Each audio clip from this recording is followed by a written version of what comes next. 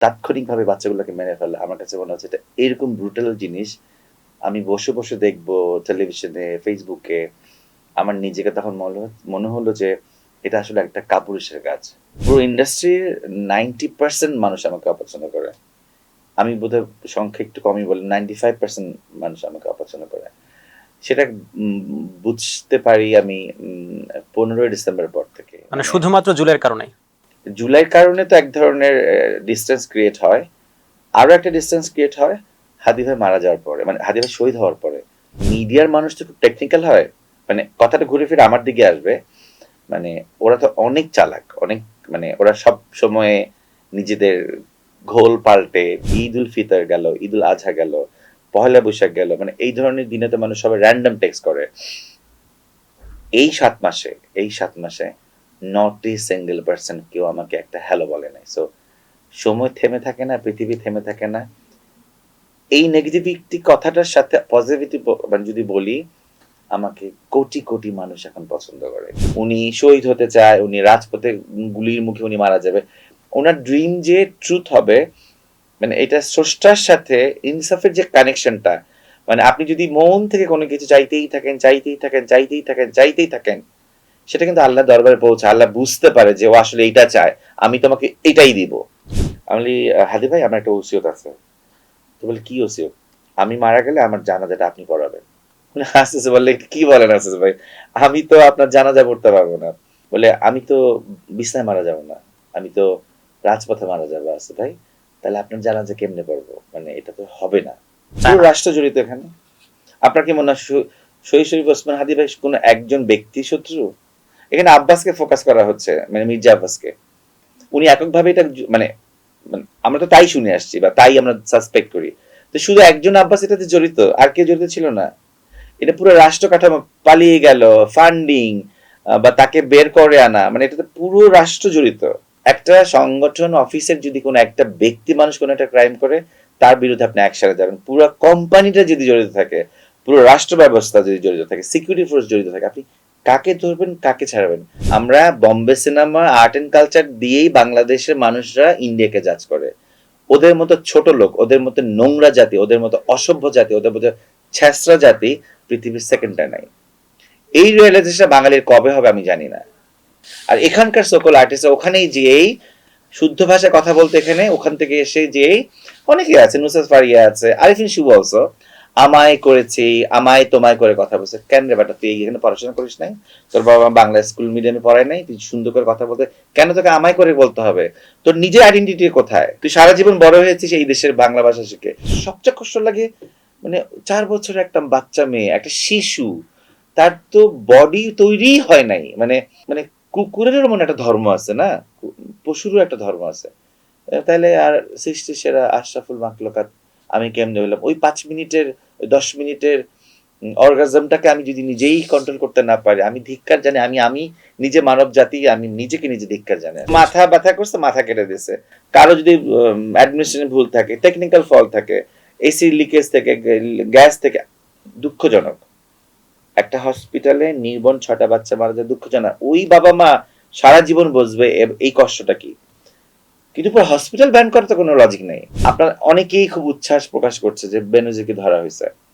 আপনি লিখে রাখেন, ওনাকে কিছুদিনের মধ্যে দেশে আনানো হবে, আনার পর ওনাকে কারাগারে প্রেরণ করা হবে, উইদিন 6 মান্থের মধ্যে ওনাকে আবার জামিনে বের করা হবে। ওনাকে ফ্রি ফিল্ডে বের করার জন্য এই ড্রামা, এগুলা মানুষ বোঝে এখন। একটা সময় ছিল মানুষ এগুলো বুঝতো না। সংসদের মতো একটি জায়গায় যেখানে 90% মুসলিম বলা হচ্ছে, সেখানে ধর্মীয় ভাবধারা যে পোশাকগুলো আছে, এগুলো নিয়ে যে মন্তব্য। উনি যে বলেছেন যে আসলে কে আসলো কে গেল আমি তো বুঝতেই পারলাম না, তাহলে ওনাকে আমি বলি ব্যাংকক চলে যান। আপনি পরোক্ষ প্রত্যক্ষ সবভাবে দেখতে পাবেন কে আপনার পাশে ছিল, কে আপনার পাশে ছিল না। সো যারা এই বিশ্বাসে, যারা এই পরিধানে অভ্যস্ত, তাদেরকে আহত করার কোনো রাইটস আমার নাই। মেক ফান করেও না, দুষ্টামি করেও না, কোনোভাবে এটা উচিত না। এবং এটাকে সাপোর্ট দিয়ে যারা লেভেল চাপিয়েছে, তাদেরকেও আমি মনে করি তাদেরকে আরেকটু স্বশিক্ষায় শিক্ষিত হওয়া উচিত। সংবিধানে তো নাই এটা, আছে কি যে পার্লামেন্টের ড্রেস কোড এটা হইতে হবে? আমি আমি শিওর না। আপনি কি জানেন যে এটা এরকম কোন কোড আছে যে আপনাকে হিজাব পরে আসতে হবে, আপনাকে এই পরিধানে আসতে হবে? এটা তো সেকুলার কান্ট্রি, রাইট? সংখ্যাগরিষ্ঠ দিক দিয়ে আমরা মুসলিম, কিন্তু যদি সংবিধান না থেকে থাকে তাহলে আপনি এটা নিয়ে বসে ওখানে কথা বলতে পারেন না। এটা মনে হয় মানে এই স্বেচ্ছাচারিতা থেকে আমাদের বিরত থাকা উচিত। আমলা কামলা দেশ চালায়, দুধের শর্টা বসে বসে খায় ক্ষমতাসীন লোকরা, ওই শর্টটা ভাগ করে আবার দুধও খায়। না, এবার তো স্বরাষ্ট্রমন্ত্রী বলছে একটি শক্তিশালী দুদক তারা তৈরি করবে। বলাটা তো বলা পর্যন্ত, দেখি কতটা ফলপ্রসূ হয়। মানে শুধু তারেক জিয়া, খালেদা জিয়া, শহীদ জিয়াউর রহমান আর এক সময় বদরুদ্দোজা চৌধুরী বা ফখরুল হাসান, মানে একজন দুজন দিয়ে তো এত বড় একটা দলকে আপনি পোট্রে করতে পারবেন না একটা ভালো দল হিসাবে। রুট লেভেলে ওরা এতটাই মানে ছাগল মার্কা মানে কাজ কারবার করে ওরা। ওরা পারলে ওই যে রাস্তার ধারে যে পিঠা বিক্রি করে না, ওদের কাছ থেকেও চাঁদা নেয়। মানে ওরা ছ্যাঁচড়া টাইপের একটা জিনিস ওরা। এই ছ্যাঁচড়ামির কারণে ওদের এই যে বদনামগুলা, মানে এর থেকে কোটি টাকা পাচার করে ফেলছে আওয়ামী লীগ। ওই যে আমি বললাম চোর হলো স্মার্ট, কিন্তু এরা হচ্ছে খ্যাত অশিক্ষিত। সাংস্কৃতিক অঙ্গনে 95% মানে সাংস্কৃতিক কর্মী কিন্তু সব আওয়ামী লীগের। আপনি যদি বিএনপির দিকে চোখ ফেলেন, ওদের সাংস্কৃতিক উইং, মিডিয়া উইং এত দুর্বল, মানে ওদের ওইটা নিয়ে কোনো ভিশন নাই। আপনি সাংস্কৃতিক এই মাধ্যমটা আপনি একটা রাষ্ট্রকে পরিচালনা বলেন, গুড ইম্প্যাক্টের জন্য এটা কোনো সেকেন্ড কোনো বিকল্পই না। 2024 সালের ছাত্রদের যে গণঅভ্যুত্থান, সেই গণঅভ্যুত্থানে আমরা দেখেছি যে ছাত্রদের পাশাপাশি নানা শ্রেণী পেশার মানুষও যুক্ত ছিলেন। যারা তারকা অঙ্গনে কাজ করতেন তারাও পিছিয়ে ছিলেন না। এমনই একটি চরিত্রের গল্প আমরা আজকে শুনবো, যিনি শহীদ শরীফ ওসমান হাদির সাথেও ঘনিষ্ঠভাবে যুক্ত ছিলেন। এছাড়াও সমসাময়িক বিষয় নিয়ে থাকছে আজকে মিরর ক্যাফে। আমাদের সাথে এই বিষয় নিয়ে কথা বলার জন্য স্টুডিওতে উপস্থিত আছেন অভিনেতা, মডেল এবং অ্যাক্টিভিস্ট আসাদুজ্জামান আসাদ। আপনাকে মিরর ক্যাফেতে স্বাগত জানাচ্ছি। ধন্যবাদ আপনাকে। গণঅভ্যুত্থানের সেই সময়ে আপনার যে অবস্থান ছিল, তার পূর্বের আসাদ ছিলেন, নতুনভাবে নিজেকে আবিষ্কার করলেন, মানে এর পেছনে মোটিভ কি ছিল? মোটিভ ছিল জনগণ, স্টুডেন্ট, নিপীড়িত জনগণের ভোগান্তি, দৃশ্যমান যা কিছু চোখের সামনে ভেসে উঠছিল। প্রথম দিকে আমি কিছুটা নিশ্চুপ ছিলাম, 8-10টা মানুষের মতোই বোঝার চেষ্টা করছিলাম যে কি হচ্ছে। কিন্তু একটা পর্যায়ে যে মনে হলো যে ঘটনা যাই হোক না কেন, আমি খুব যে রাজনীতি সচেতন একজন মানুষ ছিলাম সেরকমটাও না। যতদূর একটা নিউজে, পত্রিকার কাভারে যতটুকু চোখ বুলানো ততটুকু নেই। কিন্তু একটা পর্যায়ে মনে হলো যে বাচ্চাদের দাবি দেওয়াটা যদি ভুলও হয়ে থাকে, সেটার জন্য তো একটা বৈঠক অ্যারেঞ্জ করা যেতে পারে, একটা কাউন্সিলিং অ্যারেঞ্জ করতে পারে, সেটা রাষ্ট্রের পর্যায় থেকে হোক বা মধ্যপন্থীরাও তো কোনোভাবে একটা নেগোশিয়েটে যেতে পারে। এটা সলিউশন তো শুধু বুলেট বা মানে মস্তিষ্কে রক্তক্ষরণ ঘটিয়ে তাৎক্ষণিকভাবে বাচ্চাগুলোকে মেরে ফেলা, আমার কাছে মনে হচ্ছে এটা এরকম ব্রুটাল জিনিস আমি বসে বসে দেখবো টেলিভিশনে, ফেসবুকে। আমার নিজেকে তখন মনে হলো যে এটা আসলে একটা কাপুরুষের কাজ। সেই জায়গা থেকে আমার কাছে মনে হলো যে আমি প্রোটেস্ট করব আমার অবস্থান থেকে একজন সাধারণ বাংলাদেশী নাগরিক হিসাবে। প্রথমে আমি আমার আশেপাশে যারা কলিগ বা যারা আমার কোয়ার্টিস্ট বা মিডিয়া যেহেতু আমি ওই সেক্টরে আছি, তাদেরকে আমি টেক্সটে কলে বললাম, অ্যান্ড তারা প্রত্যেকে আমাকে ডিক্লাইন করলো যে না, এটা করা যাবে না আসাদ ভাই, 10 to 15 ডেজের মধ্যে সবকিছুই সেটেল ডাউন হয়ে যাবে, তখন আপনি ফেসে যাবেন। আমি আমার যে সেক্টরে আছি সেখান থেকে যদি 10 জন আর্টিস্টও রাস্তায় নামি, ব্যানার নিয়ে হোক, ছোট পরিসরে হোক, সেটাও তো একটা প্রতিবাদ। কিন্তু খুবই দুঃখজনক যে তারা প্রত্যেকেই আমাকে ডিক্লাইন করলো, এবং সব ধরনের আর্টিস্টরা, মানে আমি আমার সেক্টরে, আমি যেহেতু বিজ্ঞাপনে কাজ করি, আমার পরিধি যত কলিগা ছিল, তারপরে মনে হলো যে কেউ যাবে না বলে তো আমি বসে থাকতে পারি না। সো ওই প্রেরণা থেকে এবং এর মধ্যে আরো ম্যাসাকার হয়ে গেল, তখন আমার কাছে মনে হলো আসলে এটা আর দেন আমি নিজের মতো করে আমি বের হই, বিভিন্ন জায়গায় চেষ্টা করি, সাভারে যাই, মানে যতটুকু আমার ব্যক্তিগত উদ্যোগে আমি যা যা করার চেষ্টা করলাম। তো সাভার থেকে যেদিন আসতেছিলাম সেই দিনই কারফিউ দেয়, প্রথম কারফিউ দেয়। তো তারপরেও আমি আসলে আর কারফিউ বলেন আসলে আমার নিজের সাথে নিজের একটা জেদ যে আমি আসলে এটা দেখতে চাই। এটা আসলে মানে আসলে একটা মানুষ যখন রাস্তায় নেমে যায়, সে ভেবেচিন্তে নেমে যায়। মানে আমি যে খুব প্রিপারেশন নিয়ে নেমেছি তা না, আমি এটাও জানি না আসলে এটা আলটিমেটলি কতদিন সাস্টেন করবে করতো। আমার কাছে মনে হলো যে 71 দেখি নাই, এইটা একটা খুব ভালো সুযোগ। আমার আমার যে বয়স, এটার সাথে যদি আমার পার্টিসিপেশন না থাকে, আমি আমার নেক্সট জেনারেশনের কাছে কি জবাবদিহি করব যে তোমরা তখন কি করছিলা বা তোমার ভূমিকাটা কি ছিল? সেই জায়গা থেকে মনে হলো যে না, মানে এইটা হতে পারে না। এবং এত ছোট ছোট বাচ্চাগুলা, মানে তারা জীবন শুরুই করে নাই। মানে সবচেয়ে কষ্টদায়ক আমার কাছে মনে হচ্ছে যে না, আম, এটা রাজনৈতিক যুদ্ধ হতো যে মানে হ্যাঁ, এটাও একটা রাজনৈতিক প্ল্যাটফর্মের মধ্যে দিয়েই পড়ে, কিন্তু তাই বলে বাচ্চারা কেন, নেক্সট জেনারেশন যারা যারা এই দেশকে ধরবে তাদেরকে মেরে আমি আবার রাজনীতির কথা বলবো? মানে এটা আমার কাছে মনে হয় এটা ডাবল স্ট্যান্ডার্ড এবং হিপোক্রেসি, এবং সর্বোপরি এটা মানবাধিকার লঙ্ঘন। আপনি যখন নেমেছিলেন মানে আর কাকে কাকে পেলেন আপনার যারা কাজ করেছিল সাথে? আমি সাথে কাউকে পাইনি, টু বি ভেরি অনেস্ট, একজনকেও পাইনি। আমি আমার মতো করে মুভমেন্ট করলাম, তারপরে তো ম্যাসাকার হতেই থাকলো, কারফিউ ছিল, কারফিউ উইথড্র হইলো, মাঝখানে একটু শিথিল হওয়ার চেষ্টা করলো, মানে সোশ্যাল মিডিয়াতে যা দেখে বুঝলাম, বা এক ধরনের চেষ্টা করলো মানে কঠিন ভাবে এটা কন্ট্রোল করার, তারপর তো আবার কারফিউ দিল, এর মধ্যে তো অনেকেই মারা গেল। আমি তখনও কাউকেই পাইনি, আমি আমার মতো করে মুভ, আমি প্রত্যেকে আমাকে টেক্সট করতো, একটা পর্যায়ে টেক্সট করা বন্ধ করে দিল, ফোন করলাম অনেকে, তখন দেখলাম রিপ্লাই করে না, মানে অনেকে তখন বুঝে গেছে যে আমি আসলে খুব মানে ভালোভাবে ইনভলভমেন্ট হয়ে গেছে, সো আসাদ ভাইয়ের সাথে কন্ট্যাক্টটা না না রাখাটাই সেফ।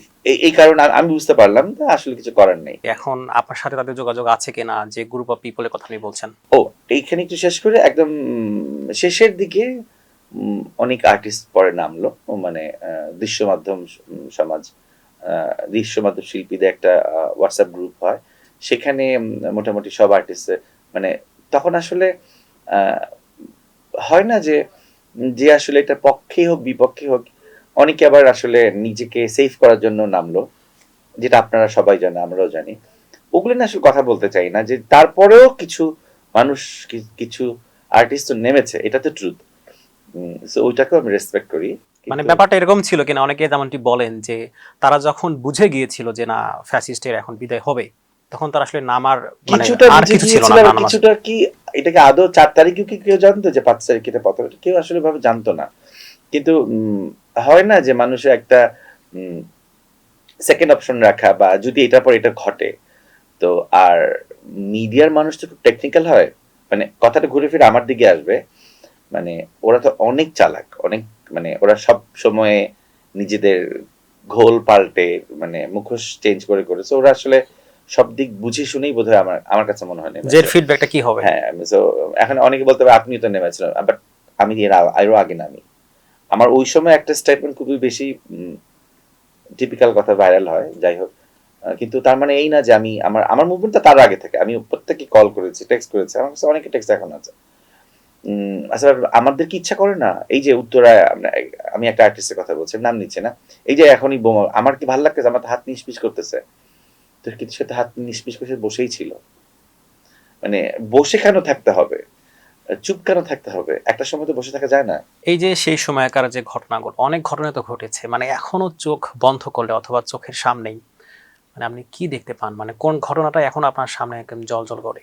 কোনো একটা ঘটনা ঘটলেন, আরেকটা ঘটনাকে একটু মানে হালকা করা হয়, এই মানে 5th অগাস্টের পর আমি 1.5 বছরের মধ্যে আমি একটা ট্রমার মধ্যে দিয়ে যাই, মানে ইন্টারিম গভর্নমেন্ট আসছে, মানুষের ইভেন এটাও বলতে পারি যাদের সন্তান হারানো, তারা জীবিকার তাগিদে বাস্তবতা, প্রকৃতি শূন্যস্থান পছন্দ করে না, মানে বাবা মা মারা গেলেও তো সন্তান বেঁচে থাকে, ভুলে যায়, সময়ের সাথে সাথে সবকিছু হালকা হয়ে যায়, বাট আমার 1-1.5 বছর লেগেছে। আমি প্রত্যেক, আমি চেষ্টা করেছি প্রত্যেকটা শহীদদের বাসায় যাওয়ার, নাফিজদের বাসায় গিয়েছি, মুগ্ধদের বাসায়, এটা আমার ব্যক্তিগত ফিলিং থেকে, আমি ওদেরকে কখনো কাছ থেকে দেখি নাই, ওদের বাসায় যে ওদের ওদের ব্যবহৃত জিনিসপত্র টাচ করা, ওদের পছন্দের জিনিসগুলো বাবা মার কাছ থেকে, মানে প্রত্যেকের সামনে কিনে, আমি মুগ্ধর কাছ থেকে ওর সরি স্নিগ্ধর কাছ থেকে মুগ্ধ জিনিস নিয়ে আসছি আমার ব্যক্তিগত কালেকশনে রাখার জন্য, নাফিজের মায়ের কাছ থেকে ওগুলো নিয়ে আমি কিছু কিছু জিনিস নিজের, মানে এটা আমার ব্যক্তিগত ইমোশন।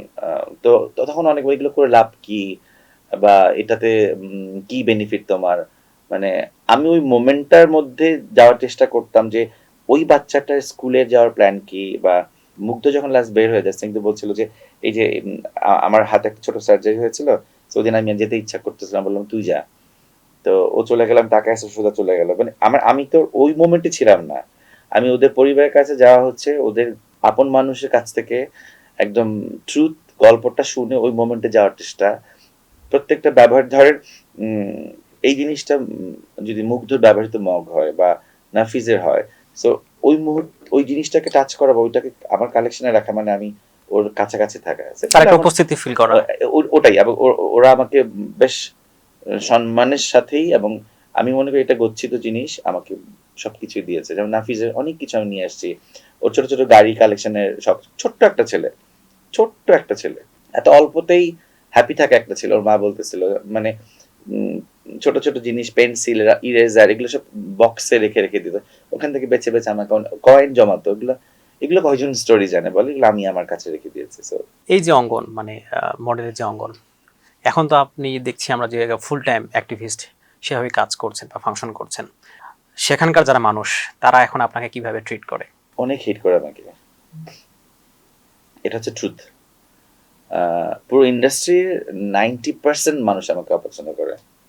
আমি বোধহয় সংখ্যা একটু কমই বলি, 95% মানুষ আমাকে অপছন্দ করে। সেটা বুঝতে পারি আমি 15ই ডিসেম্বর পর থেকে। মানে শুধুমাত্র জুলের কারণে? জুলাইয়ের কারণে তো এক ধরনের ডিস্টেন্স ক্রিয়েট হয়, আরো একটা ডিস্টেন্স ক্রিয়েট হয় হাদি ভাই মারা যাওয়ার পরে, মানে হাদি ভাই শহীদ হওয়ার পরে।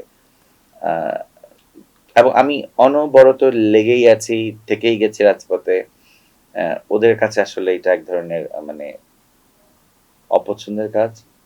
সত্য কথাটা যারা বলে তারা অনেকের কাছে অপ্রিয় হয়, তো আমি এটা জেনে আমি এটা মেনে নিয়েছি।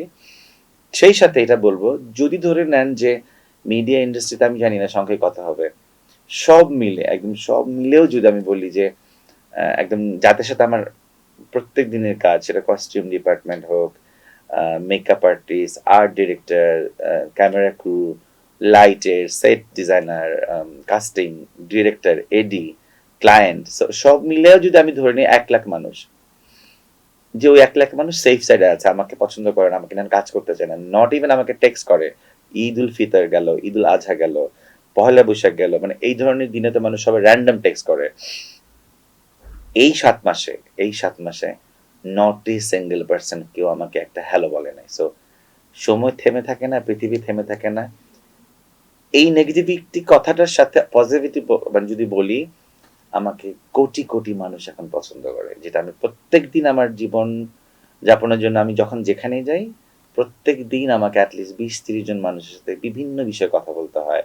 সোশ্যাল মিডিয়ার কথা তো আমি বাদই দিলাম, প্রবাসী অনেকেই আছে যে আমি কোনো জায়গায় যাওয়ার প্ল্যান করছি, ওখান থেকে কল করে, টেক্সট করে, 18-12 ঘন্টার ডিস্টেন্স, এমন এমন দেশের মানুষের সাথে আমার কথা হয়, আপনি রওনা দিয়েছেন, সেফ আছেন, ঠিকভাবে যাবেন, সাথে কে যাচ্ছে, যে এই যে পরিবারের মতো করে আমাকে নিয়ে চিন্তা করে, এটা তো আমার মিডিয়ার লোক কখনোই করে নাই, আর এখন তো আমি আশাই করি না। সো কোনটা বেটার, 1 লক্ষ মানুষের হেট নেওয়াটা বেটার, নাকি 5-7 কোটি লোক মানুষ আমাকে পছন্দ করে? সো আল্লাহ যা করে বুঝে শুনেই করে, বান্দার ভালোর জন্যই করে। শহীদ শরীফ ওসমান হাদির সাথে আপনার প্রথম পরিচয় কিভাবে? খুবই মজার ঘটনা। 5th অগাস্টের পর আমি আমার বড় বোন ঢাকা ইউনিভার্সিটিতে ঘুরতে বের হই, যে আর তখন তো বিভিন্ন রকমের ছোট ছোট ইভেন্ট গুলো হচ্ছিল, কেবল ফেস্টিভ্যালে বিদায় হলো 11-12 তারিখের ঘটনা। এই ডেটটা আমার এক্সাক্ট মনে নাই। আমি শহীদ মিনার, তারপর আর বিভিন্ন ওই বেল্টে ঘুরছিলাম, তো টিএসসির কাছে আসার পর দেখলাম মল চত্বরে কি জানি একটা প্রোগ্রাম হচ্ছে। তো আমি আর বন্ধ করে, কি জানি একটা হচ্ছে, চলো আপনার বসি, চলেন বসবেন। হ্যাঁ চলো বসলাম। তো বসে দেখি কি কে যেন একজন বক্তৃতা দিচ্ছে, বামে চায়ের দোকান, টিএসসির ওইদিকে চায়ের যে দোকানগুলো ওই ওখানটায়, দূরে দেখি কি হাদি ভাই চা খাচ্ছে, কার সাথে যেন কথা বলছি তাড়াহুড়া করে। আমি আমার বোনকে বললাম, ওই যে হাদি ভাই। বললাম আচ্ছা হ্যাঁ তাই তো। তো উনি আবার আমাকে দেখে বলে, আসল ভাই। তো আমি ভাবলাম যে ডানে বামে কোনো অন্য কোনো আসল ভাই উনি হ্যালো বলতেছে। তো আমি তাকায় দেখলাম যে মানে কাউকে, আপনি আমার দিয়ে বলে, উনি বললো আসল আমি আপনাকে বলছি, আপনি আপনি একটু বসেন।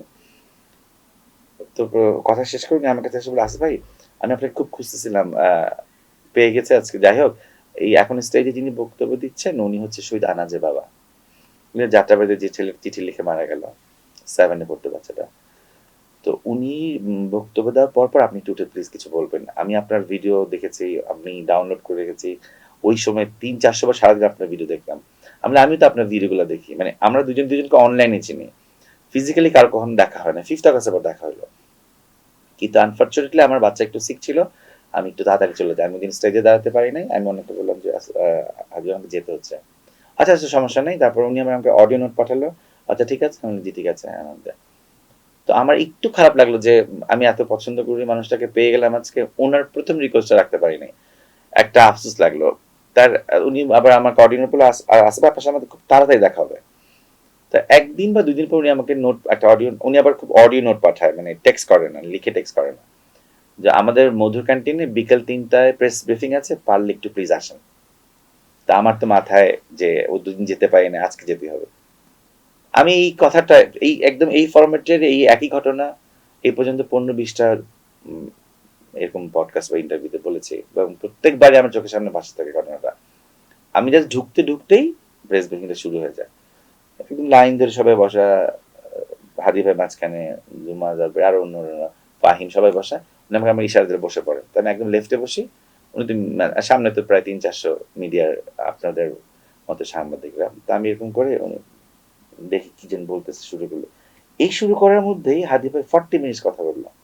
ওই দিন আমি একটা নতুন মানুষকে আবিষ্কার করলাম যে একটা মানুষ লাইভলি এতগুলো ক্যামেরা ক্রু, এতগুলো জার্নালিস্টের কাছে মানে কত কিছু বললো এবং মজার ব্যাপার হচ্ছে আমরা যখন বক্তৃতা দিই বা আমি যখন এই যে কথা বলছি একই কথা হয়তো সেকেন্ড টাইম থার্ড টাইম বারবার রিপিট হয় মানে এটা হয়ে যায় মানুষের। উনি 40 মিনিটসের মধ্যে একটা সেন্টেন্স সেকেন্ড টাইম রিপিট করে নাই এবং কতটা অথেন্টিক, কতটা পড়াশোনা জানলে সেই সাথে কতটা সাহসী হলে মানুষ এরকম কথা বলতে পারে। আমি 40 মিনিটস এই যেরকম করে আমি ঠিক এভাবে করে যে ওনার কথা শুনছি এর মধ্যে পুরো প্রেসিডিং শেষে আমি ঘাটটা সোজা করতে পারি নাই। ওই দিন আমার কাছে বলে এই মানুষটা কোথায় ছিল এতদিন আমি কেন পাই নাই। এই শুরু হলো আমি ওনার জ্ঞানের প্রেমে পড়া, ওনার আদর্শের প্রেমে পড়া। এই যে শুরু করলাম ওনার সাথে হাঁটা, মিটিং এ, মিছিলে, আড্ডায়, টিএসসির মানে কোথায় যাই নাই আমি ওনার সাথে এবং এখনো আমি আমি বিশ্বাস করি এখনো আমি হাদি ভাইয়ের সাথে আছি। এই যে আপনি তার সাথে মানে পথ শুরু করলেন, এরপরে তাকে তো বিভিন্নভাবে দেখেছেন, চলাফেরা একই সাথে বিভিন্ন প্রোগ্রামে, এবং তার যে আদর্শটা মানে এটা কেমন ছিল? আমি হাদি ভাইকে দুই দুইটা মানুষ হিসাবে পেয়েছি। এক একটা মানুষের তো এক একটা ফেস থাকে, ফ্যামিলিতে একরকম, কলিগদের সাথে একরকম।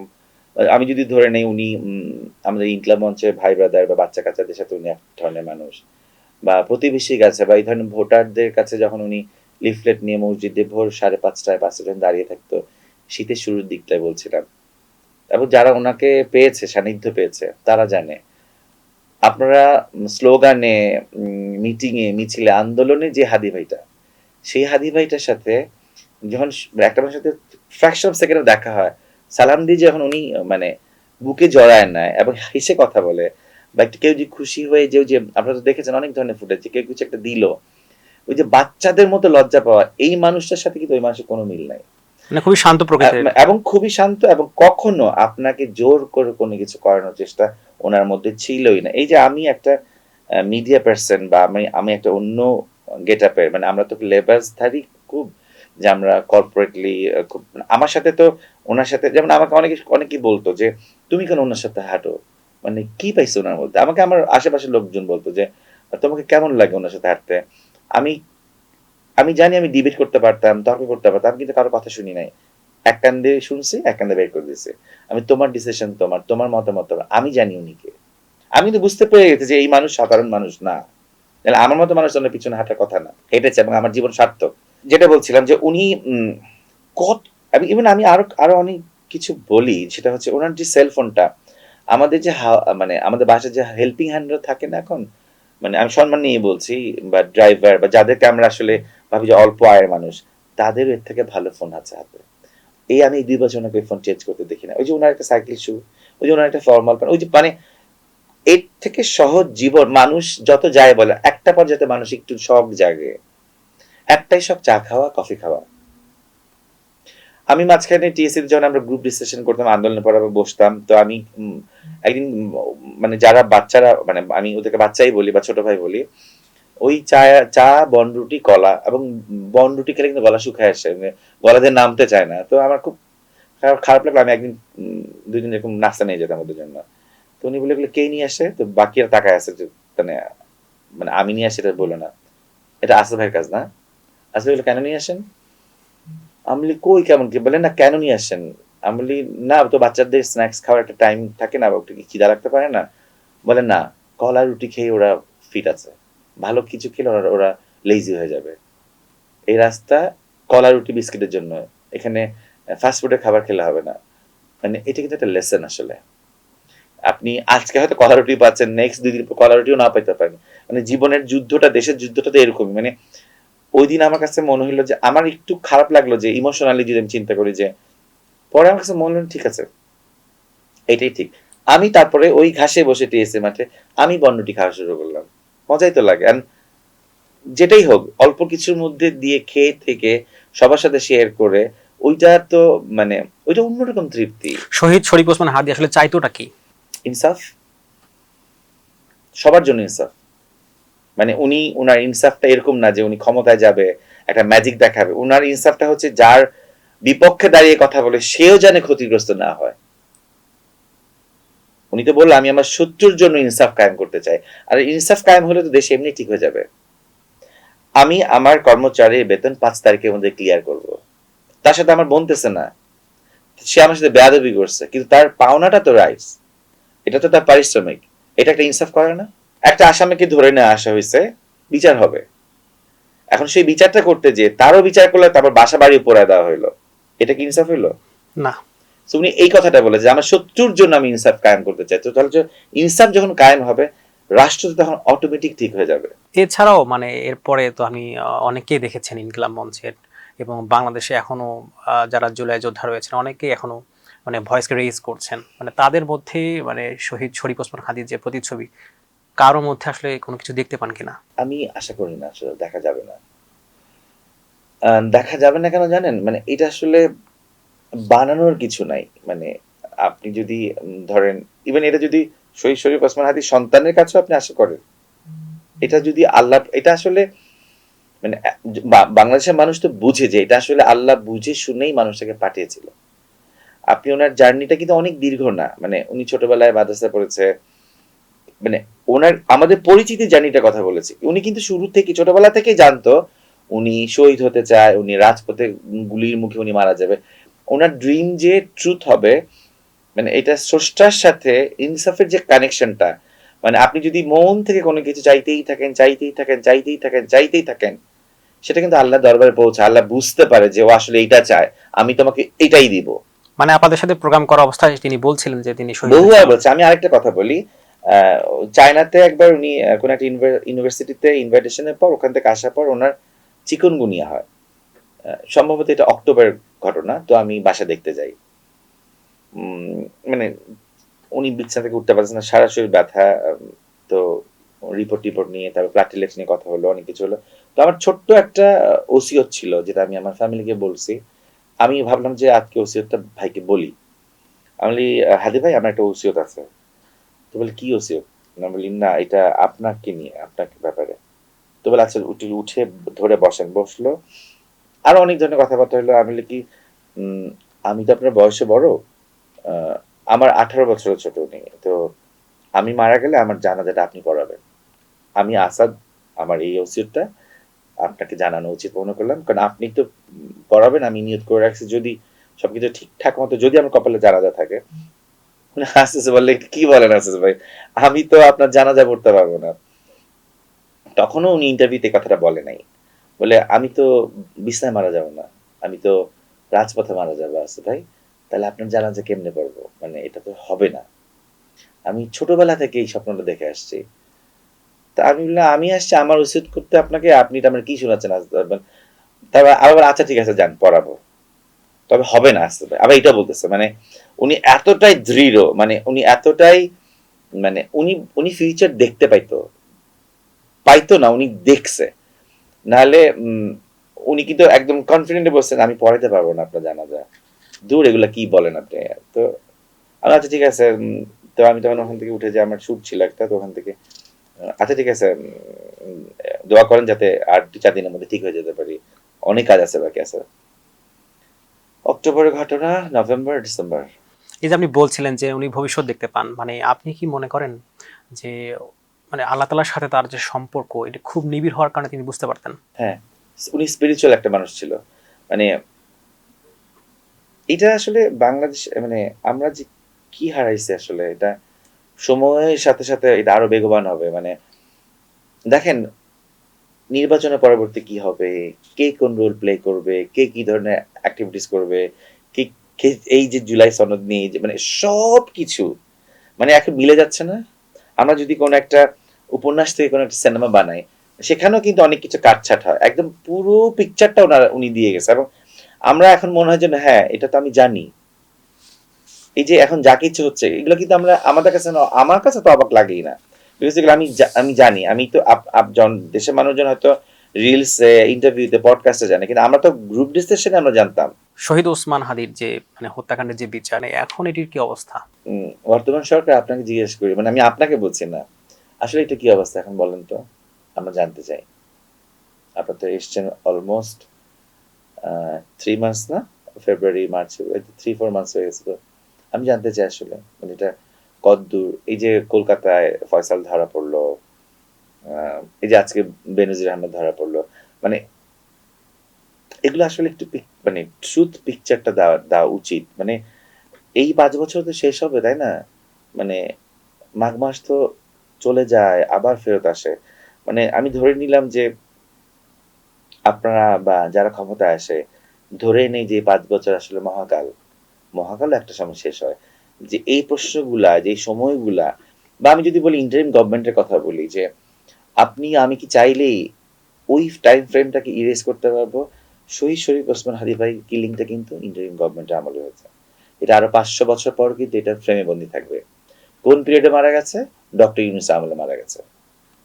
আপনি আমি চাইলে কি এটা অস্বীকার করতে পারবো? মুছে দেওয়ার কোনো সুযোগ আছে? সেটা দায়ভার ডক্টর ইউনূসের ছিল, আছে। পরবর্তী নির্বাচনের পরবর্তী এই যে এখন গভর্নমেন্ট, তারও দায়ভার আছে এটা। সো আমি আসলে জানতে চাই যে এটা আসলে কোন পর্যায়ে আছে। না, আমরা তো দেখছি যে সরকার বিরোধী দল সবাই বলছে যে এটির বিচার তারা চায়, মানে সবাই অনুকূলে। সেটা কিভাবে চায় বলা পর্যন্তই? তাহলে আপনাদের মানে হতাশার জায়গাটা কোথায় আসলে? হতাশার কোনো স্বচ্ছ কোনো পিকচার নাই তো আমাদের কাছে। মানে ফয়সাল ধরা পড়েছে, এটা কি নাটকের কততম দৃশ্য? তারপরে তাহলে মানে এখানে সমস্যাটা কোথায়? মানে যারা বিচার চায় তাদের বাহিরে কোনো একটি পক্ষ আছে কিনা আছে, তারা আসলে বিচার চায় পুরো না? রাষ্ট্র জড়িত এখানে। আপনার কি মনে হয় শহীদ শরীফ ওসমান হাদি ভাই কোনো একজন ব্যক্তি শত্রু? এখানে আব্বাসকে ফোকাস করা হচ্ছে, মানে মির্জা আব্বাসকে। উনি এককভাবে এটা মানে মানে আমরা তো তাই শুনে আসছি বা তাই আমরা সাসপেক্ট করি। তো শুধু একজন আব্বাস এটাতে জড়িত, আর কেউ জড়িত ছিল না? এটা পুরো রাষ্ট্র কাঠামো, পালিয়ে গেল, ফান্ডিং বা তাকে বের করে আনা, মানে এটাতে পুরো রাষ্ট্র জড়িত।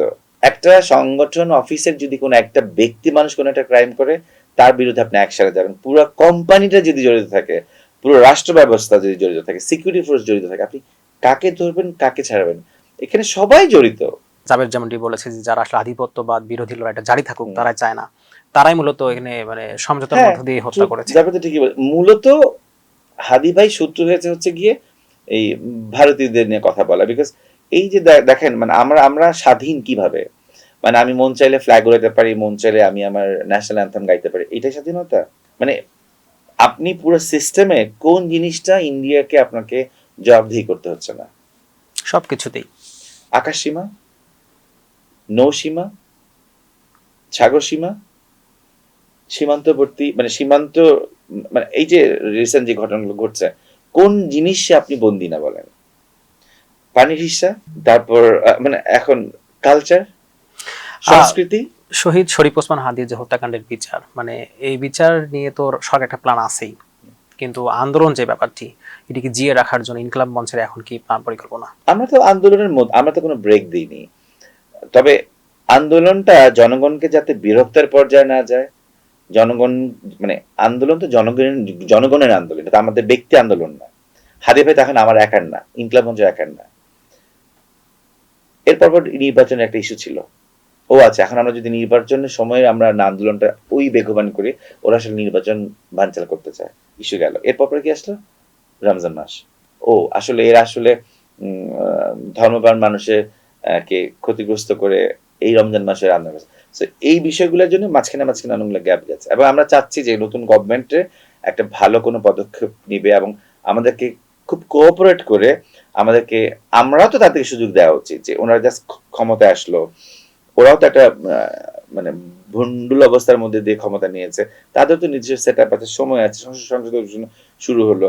সো আমরা তো সময় দিচ্ছি, আমাদের সাইড থেকে তো কোঅপারেশন চলছে, কিন্তু ওই পক্ষ বর্তমানে রাষ্ট্রপ্রধানরা যদি যারা ক্ষমতাসীন বা আইন প্রশাসন যদি ক্ষমতার জায়গা থেকে আমাদেরকে কোঅপারেশন না করে এত বড় একটা কিলিং এর জন্য, তাহলে তো আমাদেরকে কঠোর পরিস্থিতির দিকে টুডেন্ট টুমোরো যেতেই হবে।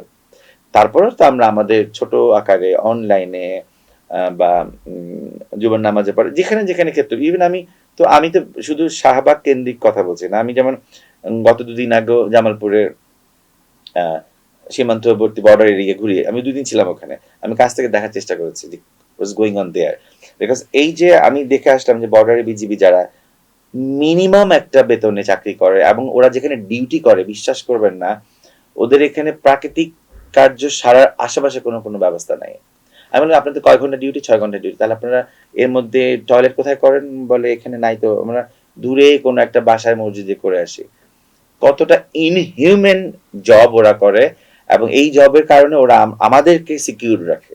এই যে শহীদ শরীফ ওসমান হাদি যে আধিপত্যবাদ বিরোধী লড়াইয়ের কথা বলতেন, এখন যারা আধিপত্যটা চায় বাংলাদেশে, মানে সেই ফ্যাক্টরগুলো কি কি, মানে কারা কারা কাজ করছে?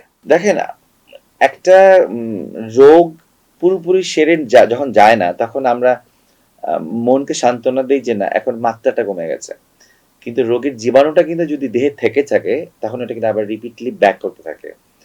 আপনার কি মনে হয় 17-18 বছর বা 54 বছর যে এই ব্যাধিটা, তারা সব একসাথে মারা গেছে, ভূখণ্ড ছেড়ে পালিয়েছে?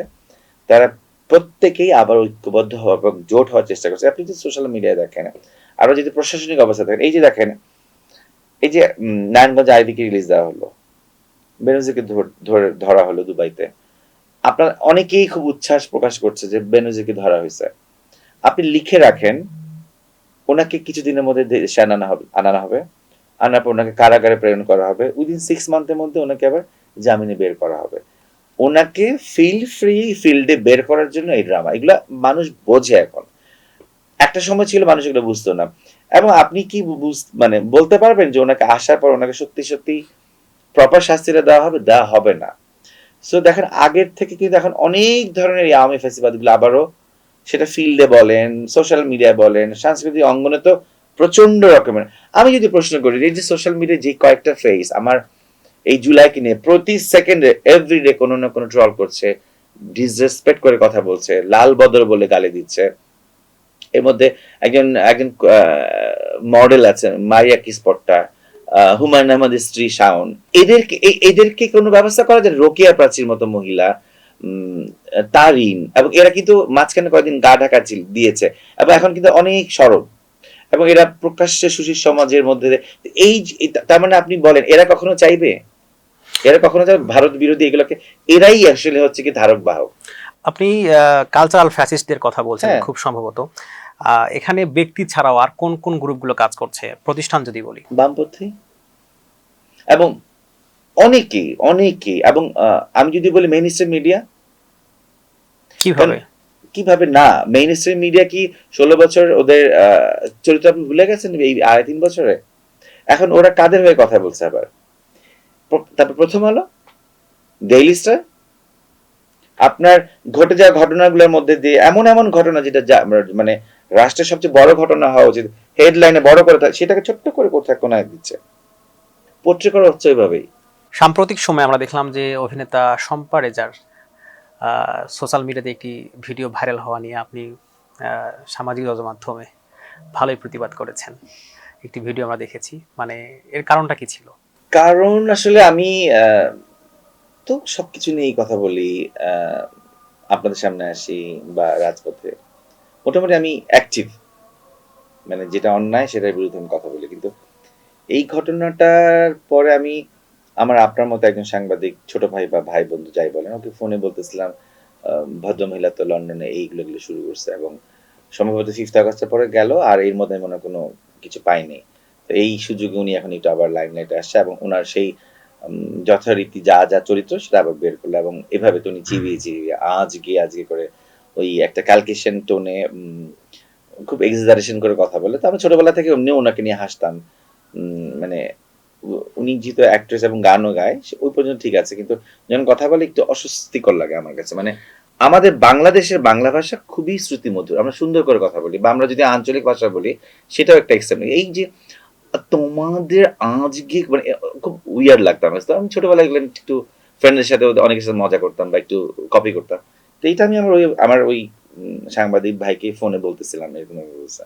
ও তো হাসে, আরে আরে আরে, আপনি তো পুরো এরকম করে কথা বলতেছেন, আপনি পারেন নাকি অভিনয় করতে? আমি বলি, মানে কি, আমার কাজ কি ছিল? বলে না মিমি কি করতে? বলে হ্যাঁ পারি তো। বলে আচ্ছা একটু করে দেখেন তো।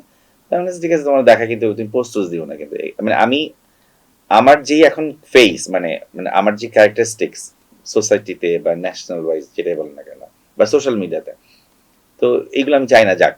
আমি ঘরের আড্ডায় ফ্রেন্ডের মধ্যে আমরা তো অনেক কিছু নিয়ে ফান করি, সবকিছু সোশ্যাল মিডিয়া আসতে হবে না। ও করলো কি কালকে রাতে ঘটনা, ও ওইটা আবার পোস্ট দিছে, আমি তো একটু ঘুমাই গেছি, সকালে উঠে দেখি এটা ম্যাসাকার। এটা আমি এটা তো বলে ভাই মাফ করে দিয়ে, আমি আপনার অনুমতি নিয়ে নাই, কিন্তু আমার কাছে এত মজা লাগছে যে আমি কেন এই মজাটা একা পাবো। কিন্তু মানুষ কিন্তু এটাকে গ্রহণ করেছে।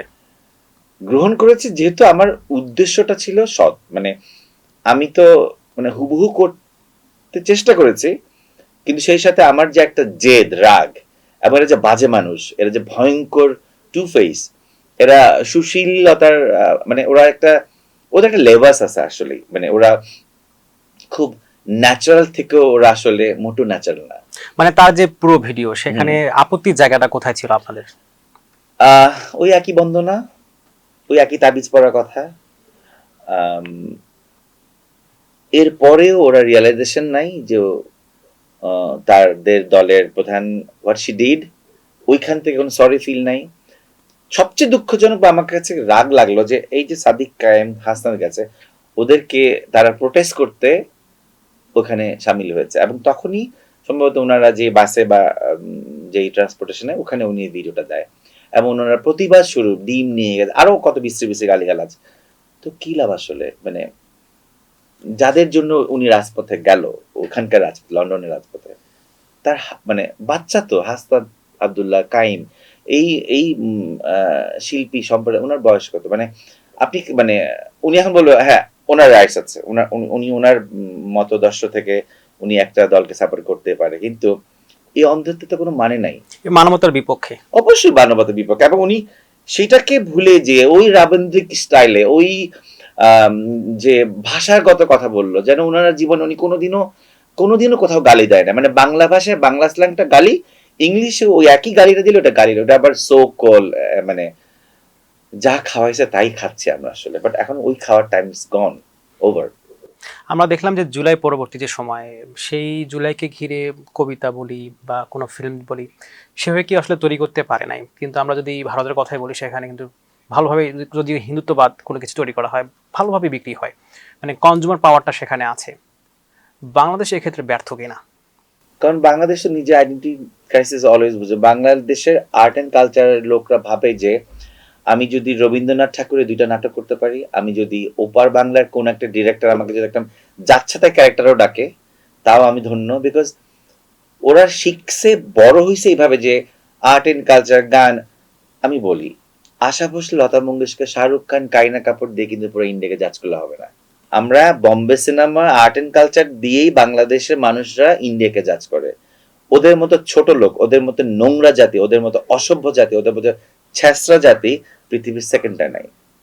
এই রিয়েলাইজেশন বাঙালির কবে হবে আমি জানি না। ওরা 10 জন গেলে, 15 জন গেলে একটা মুরগি জবা করে খাওয়ায়। তো সেই রকম মিন, সেই রকম চিপ জাতি, কিপটা জাতির কাছ থেকে আপনি কি আশা করেন? আর এখানকার সকল আর্টিস্ট ওখানেই যেই শুদ্ধ ভাষায় কথা বলতে, এখানে ওখান থেকে এসে যেই অনেকে আছে, নুসরাত ফারিয়া আছে, আরিফিন শুভ অলসো, আমায় করেছি, আমায় তোমায় করে কথা বলছে। কেন রে বেটা, তুই এখানে পড়াশোনা করিস নাই? তোর বাবা বাংলা স্কুল মিডিয়ামে পড়ায় নাই? তুই সুন্দর করে কথা বলতে কেন তোকে আমায় করে বলতে হবে? তোর নিজের আইডেন্টিটি কোথায়? তুই সারা জীবন বড় হয়েছিস এই দেশের বাংলা ভাষা শিখে, তোকে 2 দিন 6 মাস ওখানে শুটিং এর করার কথা বলে তোকে থাকতেস, তুই এসে তোর তোর ভাষা চেঞ্জ হয়ে যাবে কেন? এই হিপোক্রেসিটা কেন? এই হাদিয়ে বলছে যে খয়রাতি ভাষা, এটা খয়রাতি ভাষা না। আমরা একটু পুশিন ইস্যুতে আসতে চাই। আমরা যেমনটি দেখছি যে বাংলাদেশ এবং ভারত সীমান্তে এখনো পুশিনের মতো ঘটনাগুলো ঘটছে। আমরা দেখলাম যে সাম্প্রতিক সময়ে প্রধানমন্ত্রীর উপদেষ্টা যিনি ডাক্তার জাহিদ, তিনি ভারতে গিয়েছিলেন এবং সেখানে তিনি হেনস্থার শিকার হয়েছেন। তারপরেও তিনি আসলে বলতেছেন যে বাংলাদেশের সাথে যে ঘটনাগুলো ঘটছে, ভারত আসলে ইন্টারন্যাশনালি করছে না। এই যে তার মন্তব্য, একই সাথে বাংলাদেশের যে পরিস্থিতি, কিভাবে দেখেন? দেখেন উনি তো একটা এখন একটা রাষ্ট্রের একটা দায়িত্বে আছেন, কিন্তু উনি কিন্তু ফিল্ডে অনেক অ্যাক্টিভ ছিলেন। সো ফিল্ডে অ্যাক্টিভ থাকা অবস্থা এবং এখন রাষ্ট্রের একটা ক্ষমতা থেকে ওনাকে অনেক টেকনিক্যাল কথা বলতে হয়। উনি হ্যারাসমেন্ট হয়েছে, এটা তো ট্রুথ, মানে আমরা যদি সত্যিকার অথেন্টিক কথা বলি।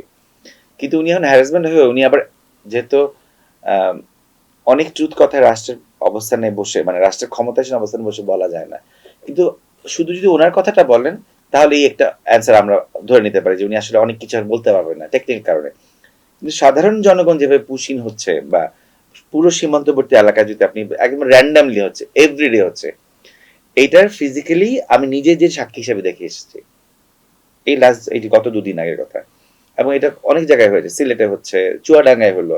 সো এটা অস্বীকার করার কিছু না। এবং পুশিন তো ওরা আজকে নতুন করে করতেছে না, হ্যাঁ সমসাময়িক এই সময়ের মধ্যে হয়তো অনেকগুলা ঘটছে, এই তো এটা তো নতুন কিছু না। এবং ওরা পাইলেই ওরা ভাবে যে এটা একটা বস্তা গার্বেজ আমরা থ্রো করি। হিউম্যানিটি তো নাই, শ্রদ্ধাও নাই, এবং পররাষ্ট্রনীতির যে একটা বন্ধুসুলভ আচরণ ওটা ওদের মধ্যে কোনো কালে ছিল না। ওরা হচ্ছে কিভাবে শোক করবে আমাদের কাছ থেকে, এবং মনে চাইলে গুলি করে দেবে কথা না বলেই। এবং আমাদের বিজিবিদেরকে আমি, বিজিবি সৈন্যদেরকে আমি বলি, মানে দে আর আমাদের রিয়েল ট্রুথ হিরো। আমি ওদেরকে স্যালুট জানাই, আমি ওদেরকে ফিজিক্যালি অনেকের সাথে মিট করে এসেছি। সো ওদের কারণেই আমরা এখনো স্টিল আমার মনে হয় দিন শেষে ঘুমোতে পারি। এই প্রসঙ্গে আপনি মনে করেন কিনা যে বাংলাদেশ সরকার কিছুটা চীনের দিকে ঝুঁকে পড়ছে বলে আসলে ভারত এগুলো করছে? হ্যাঁ, জিওপলিটিক্যাল তো একটা ইম্প্যাক্ট থাকেই।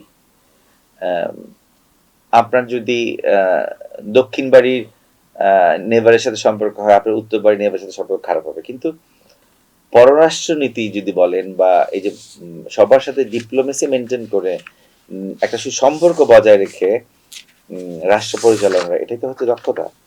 সো আপনাকে আপনার নিজের রাষ্ট্রের স্থিতিশীলতা, সার্বভৌমতা এবং সর্বোপরি ব্যবসা বাণিজ্য, উদার অর্থনীতির সেই দ্বারগুলো উন্মোচন রেখে সবকিছু আপনাকে ব্যবস্থাটা করতে হবে। এটা বলাটা খুব সহজ এখানে বসে, এই চেয়ারে বসে, বাট রাষ্ট্রের ক্ষমতায় যারা থাকে তাদের জন্য তো এটা একটা চ্যালেঞ্জ।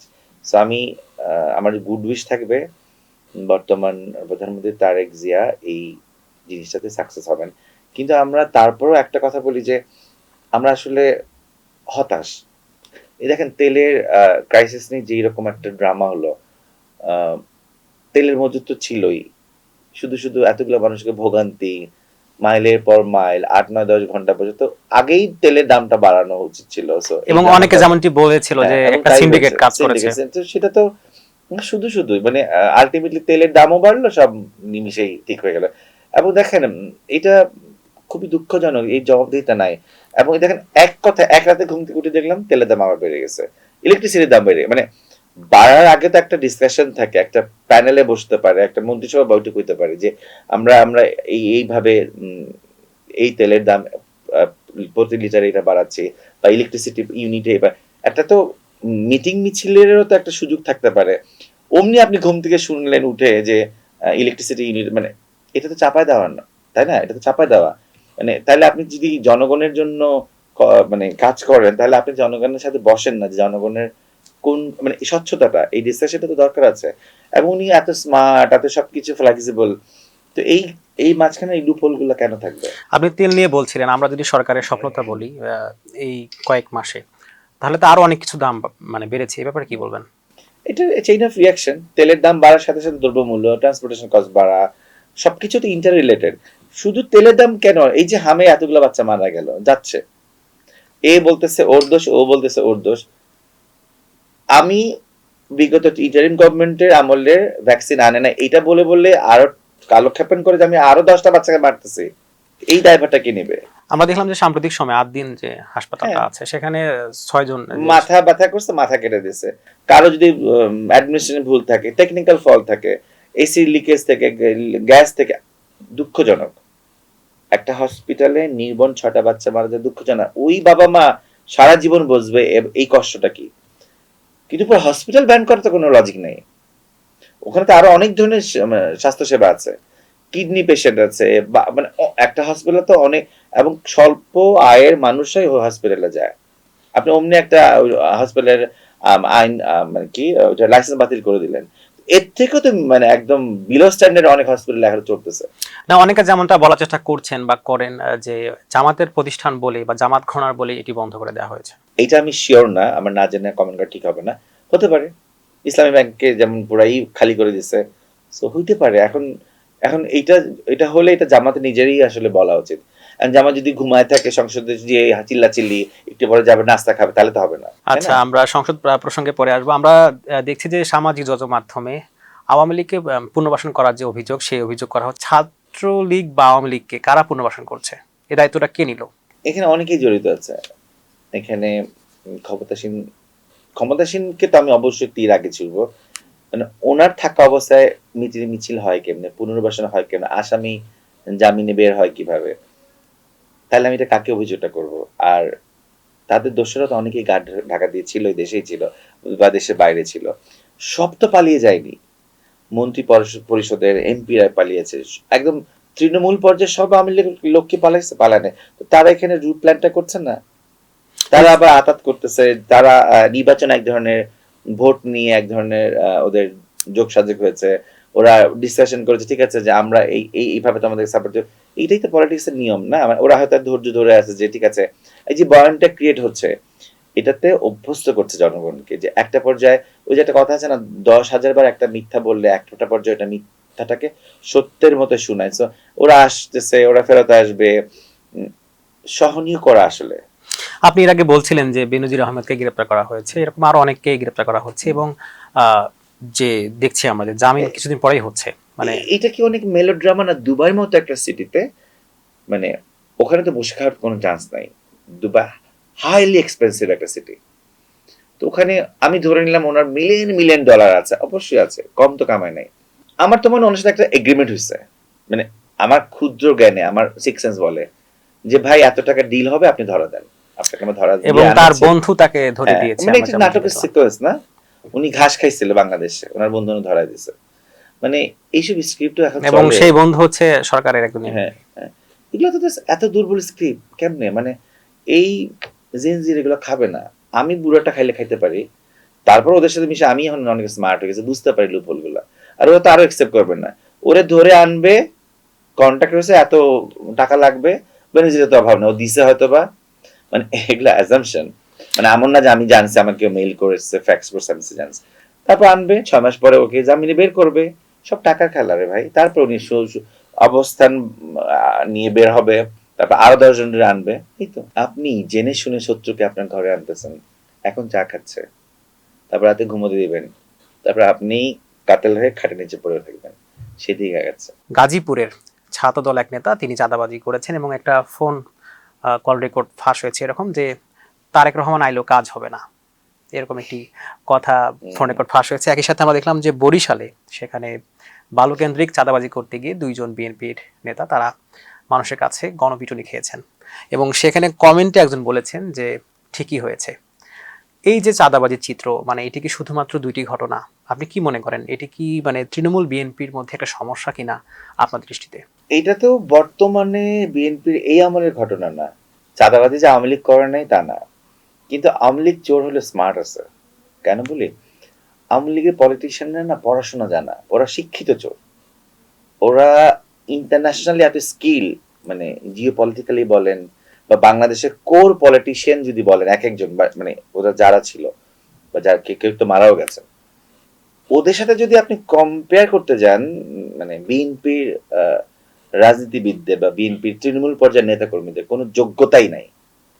মানে আমি সরি টু সে, মানে শুধু তারেক জিয়া, খালেদা জিয়া, শহীদ জিয়াউর রহমান, আর এক সময় বদরুদ্দোজা চৌধুরী বা ফখরুল হাসান, মানে একজন দুজন দিয়ে তো এত বড় একটা দলকে আপনি পোট্রে করতে পারবেন না একটা ভালো দল হিসাবে। রুট লেভেলে ওরা এতটাই মানে ছাগল মার্কা, মানে কাজ কারবার করে ওরা। ওরা পারলে ওই যে রাস্তা ধারে যে পিঠা বিক্রি করে না, ওদের কাছ থেকেও চাঁদা নেয়। মানে ওটা ছ্যাঁচড়া টাইপের একটা জিনিস ওরা। এই ছ্যাঁচড়ামির কারণে ওদের এই যে বদনামগুলা, মানে এর থেকে কোটি টাকা পাচার করে ফেলছে কিন্তু আওয়ামী লীগ। ওই যে আমি বললাম চোর হলো স্মার্ট, কিন্তু এরা হচ্ছে খ্যাত অশিক্ষিত। আপনি মনে করেন কিনা যে এই ধরনের কাজগুলো করার কারণে বিএনপির যে ভালো কাজগুলো এখন হচ্ছে এগুলো কিছুটা প্রশ্নবিদ্ধ হচ্ছে? অবশ্যই, অবশ্যই। আমি অনেক ভালো কাজ করি, সুন্দর করে কথা বলি, গুছায় কথা বলি, কিন্তু আমি একটা বাচ্চাকে যাওয়ার সময় ঠাস করে গাল থাপ্পড় দিলাম, কোনো লজিক নেই, কোনো লজিক নেই। আবার আপনার কাছে আমি টাকা লোন নিচ্ছি, এটা দিচ্ছি না টাইম মতো, তাহলে আমার আমার আমার টোটাল পিকচারটা তো ক্লিয়ার না, স্বচ্ছ না। তো এইটাই হচ্ছে ঝামেলা। উনি অনেক স্মার্ট কাজ করতেছে, উনি অনেক ধরনের নতুন ভিশন দেখাচ্ছে। অনেক বছর বিলেতে ছিল, ওনার একটা দেশে উন্নত বিশ্বে থাকলে ওনার নতুন নতুন কনসেপ্ট আসবে, ওনার নিজের মেয়েকে নিয়ে অনেক কিছু ইনোভেটিভ কাজ করতেছে, কিন্তু রুট লেভেলের এগুলো তো রেখে দিচ্ছে। এই যে ক্ষমতা আসার আগেই, 5th আগস্টের পর এমন কোন জায়গায় না ওরা চাঁদাবাজি শুরু করছে। তো এগুলা তো ওদের দলের জন্যই, ওদের রেপুটেশনের জন্য এগুলা শক্ত হাতে দমন করতে হবে।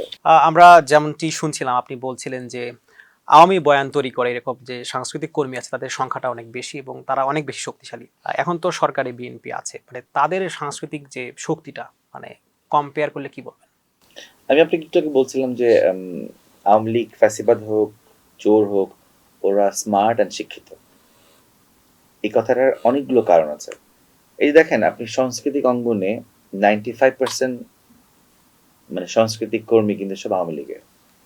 আপনি যদি বিএনপির দিকে চোখ ফেলেন, ওদের সাংস্কৃতিক উইং, মিডিয়া উইং এত দুর্বল, মানে ওদের ওইটা নিয়ে কোনো ভিশন নাই। আপনি সাংস্কৃতিক এই মাধ্যমটা, আপনি একটা রাষ্ট্রকে পরিচালনা বলেন, গুড ইম্প্যাক্টের জন্য এটা কোনো সেকেন্ড কোনো বিকল্পই না। বিকজ এটা অনেক বড় একটা পাওয়ার। একটা সাংস্কৃতিক কর্মী, একটা নাট্যশিল্পী, একটা সঙ্গীত শিল্পী, একটা সুশীল সমাজের যে ইম্প্যাক্টটা সোসাইটিতে থাকে, সে একাধারে 10 লক্ষ মানুষকেও একটা ছোট্ট মেসেজ দিয়ে, একটা ডায়ালগে, একটা নাটকে, একটা সংলাপে কমিউনিকেশন যে স্কিলটা, এটা সাংস্কৃতিক উইংয়ের জন্য অনেক ইম্পর্টেন্ট, যেটা বিএনপির একদম বিলো স্ট্যান্ডার্ড। তাহলে বিএনপি এখন তাহলে কি ওই সাংস্কৃতিক কর্মী যারা আওয়ামী লীগের তাদের উপর নির্ভর করছে বয়ান তৈরিতে? কিছুটা করছে, এবং ওই ওই ওই সংস্কৃতি কর্মীগুলো তো 2 নৌকা পা দিয়ে অভ্যাস, এবং তারা গা বাঁচাতে বাচ্চাতে করবে। এবং এটা ভাবার কিছু নাই, ওই সাংস্কৃতিক কর্মীগুলো পুরোপুরি বিএনপি ঘরানার বিশ্বাসী। ওরা সময়ের সাথে সাথে আবার ওরা পল্টে দিবে, কিন্তু ওদের নিজস্ব উইং এর যে আমি যদি জিসাসের কথা বলি, আমি যদি শহীদ রাষ্ট্রপতি জিয়াউর রহমানের ধ্যান জ্ঞানকে লালন করার মতো শিল্পীগুলো ওরা তৈরি করে না। ইভেন এখনো তৈরি করার কোনো প্রচেষ্টা আমি দেখি না। আমরা দেখছি যে সাম্প্রতিক সময়ে ধর্ষণের মতো যে ঘটনাগুলো মানে ঘটেই চলেছে, প্রত্যেক দিন 3 জন 4 জন করে এরকম করে একদম দল মত নির্বিশেষে সেই অভিযোগগুলো আসছে। মানে আপনি কিভাবে দেখছেন এগুলোকে?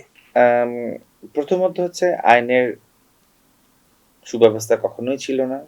একটা যদি নজির অন্তত হইতো, জাস্ট একটা, যে এই শিশু ধর্ষণ, এই নারী ধর্ষণের বিচার ধ্যানাজ্ঞান রায় হয়েছে, রায়ের সাথে সাথে সত্যি সত্যি ফাঁসি কার্যকর হয়েছে, আর হইতো না। যেটা অ্যাসিড নিক্ষেপের সময় স্ট্রংলি ডিল করা হয়েছে, এই জিনিসটা তো হয় নাই, হচ্ছে না, এবং হবে বলে মনে হয় না। সো আপনি দেখেন, এটা তো গেল রাষ্ট্রের দুর্বল, আইনের দুর্বল ব্যবস্থার কথা বলছি। আপনি যদি সামাজিক প্রেক্ষাপট বলেন, বা পারিবারিক আপব্রিঙ্গিং বলেন, বা পারিবারিক নৈতিকতা শিক্ষা যদি বলেন, অনেক কিছু জড়িত এখানে। মানুষ এখন সেলফোনে যে পরিমাণ পর্নোগ্রাফিতে আসক্তি, মানুষের ফ্যামিলি ভ্যালুজ জিরো, মানুষ সারাদিন সেলফোনে কাজের ফাঁকে ফাঁকে সারাদিন এইসব জিনিস দেখে, এক ধরনের বিকৃত মনস্তাত্ত্বিক চরিত্র তার ভেতরে লালন করে। বাইরে থেকে আমরা তাকে বুঝি না, আমরা ধরে নেই এই লোকটা খুব সাবমিসিভ, এই হুজুরটা খুব ভালো, বা এই টিচারটা অনেক ভালো একজন টিচার। তার ভিতরে যে ওই যে অসুস্থ যৌন একটা চরিত্র দাঁড় করানো হয়েছে তার নিজের অজান্তেই, আমরা জানি না। আমরা হয়তো ভাবি যে আমার বাসার ড্রাইভারটা অনেক বছর ধরে কাজ করে, কিন্তু তার মধ্যে আমার খুবই ভালো, আমি জানি না সে সুযোগ পেলে কোন একটা বাচ্চাকে রেপ করে, তার এই টেন্ডেন্সি আছে। সো এগুলো একদিনে হয় না, এগুলো আসলে পারিবারিক চর্চা নাই, ধর্মের প্রতি মানুষের আস্থা কমে গেছে, ধর্ম থেকে মানুষ ডিটাচ হয়েছে। সবচেয়ে বড় কথা হচ্ছে কি, যৌথ ফ্যামিলি থেকে একক ফ্যামিলি হচ্ছে, মানুষ একা একা সার্ভাইভ করে ঢাকাতে। মানে সোশ্যাল স্ট্রাকচারটা একদম ভেঙে গেছে, এবং মানুষের মধ্যে এক ধরনের মানে মানসিক অবক্ষয়, অসুখী, মানে শারীরিক সুখটাকে কি এক ধরনের সুখী হওয়ার চিন্তা ভাবনা, যে একটা মানুষের সাথে সুসম্পর্ক করে তার সাথে একটা গুড টার্ম রিলেশন করা, মানে কেউ স্টেবল না। মানে শুধু যে অবিবাহিত বা ইয়াংরা রেপ করছে তাও না, বিবাহিতরা অনেকে করছে। ইভেন বাবা মেয়েকে রেপ করতেছে, ভাই বোনকে রেপ করতেছে, চাচা রেপ করতেছে ভাতিজিকে। মানে এবং এটা মানে জানি না আসলে, এটার মানে এগুলো নিয়ে কথা বললেন না সিক লাগে। মানে পুরো ধর্ষণের জন্য যে মানে উপযোগী হ্যাঁ, পরিবেশ, অনেক কিছু দায়ী, মানে অনেক কিছু সবকিছু। দায়ী। মানে আর আমার সবচেয়ে কষ্ট লাগে যে একটা কোনো ধর্ষণকে আমি সাপোর্ট করি না, কিন্তু সবচেয়ে কষ্ট লাগে মানে 4 বছরের একটা বাচ্চা মেয়ে, একটা শিশু, তার তো বডি তৈরিই হয় নাই। মানে মানে কুকুরেরও মনে একটা ধর্ম আছে না, পশুরও একটা ধর্ম আছে। তাহলে আর সৃষ্টি সেরা আশরাফুল মাখলুকাত আমি কেমনে হইলাম? ওই 5 মিনিটের, 10 মিনিটের অর্গাজমটাকে আমি যদি নিজেই কন্ট্রোল করতে না পারি, আমি ধিক্কার জানি।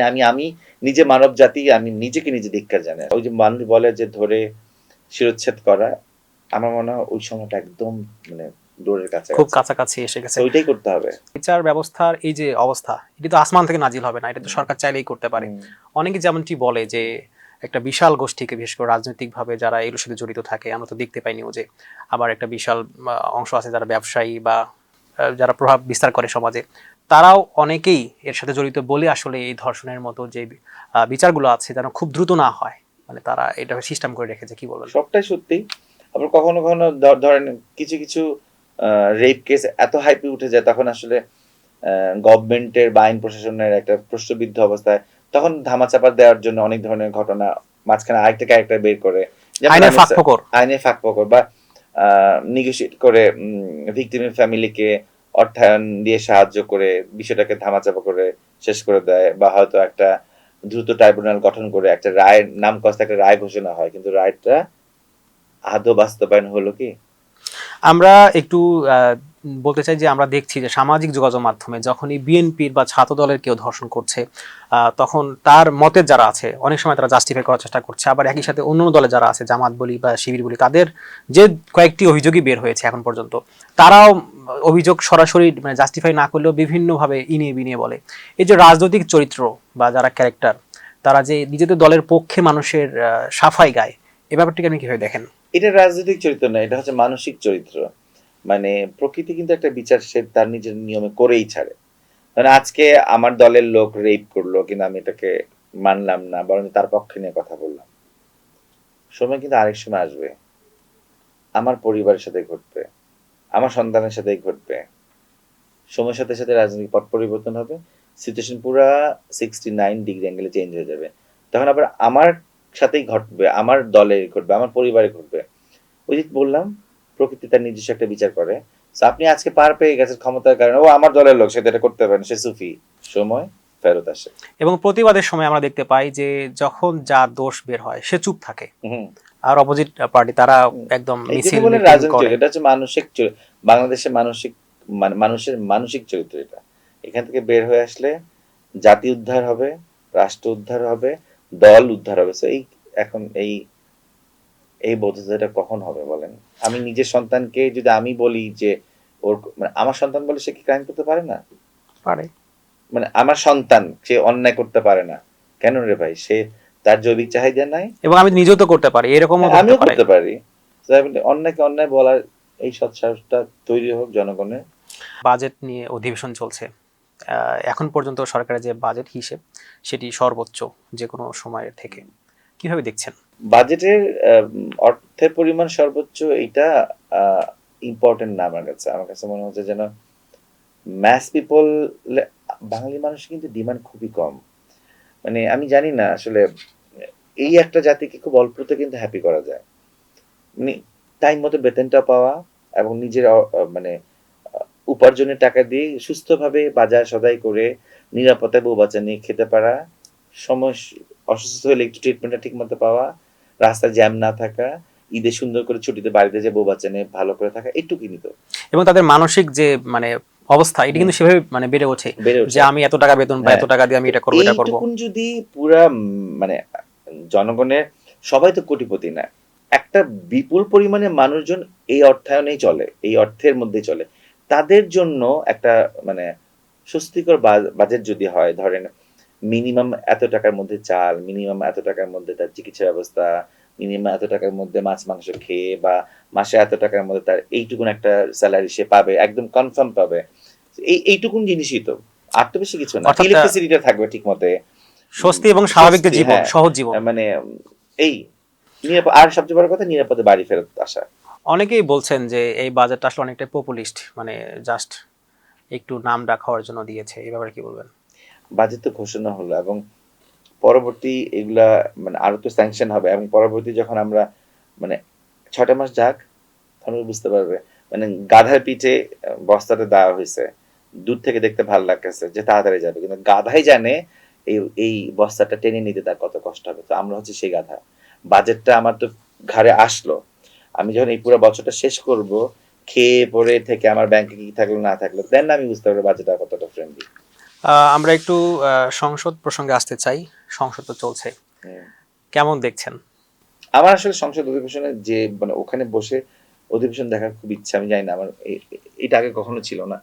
এখনকার পরিবেশ দেখে আমার কাছে মনে হলো যে মোটামুটি কিন্তু ফ্রেন্ডলি। দেখেন মানে একটা ডিবেট হয়, একজনকে একজন, এটা তো গণতান্ত্রিক একটা চর্চা।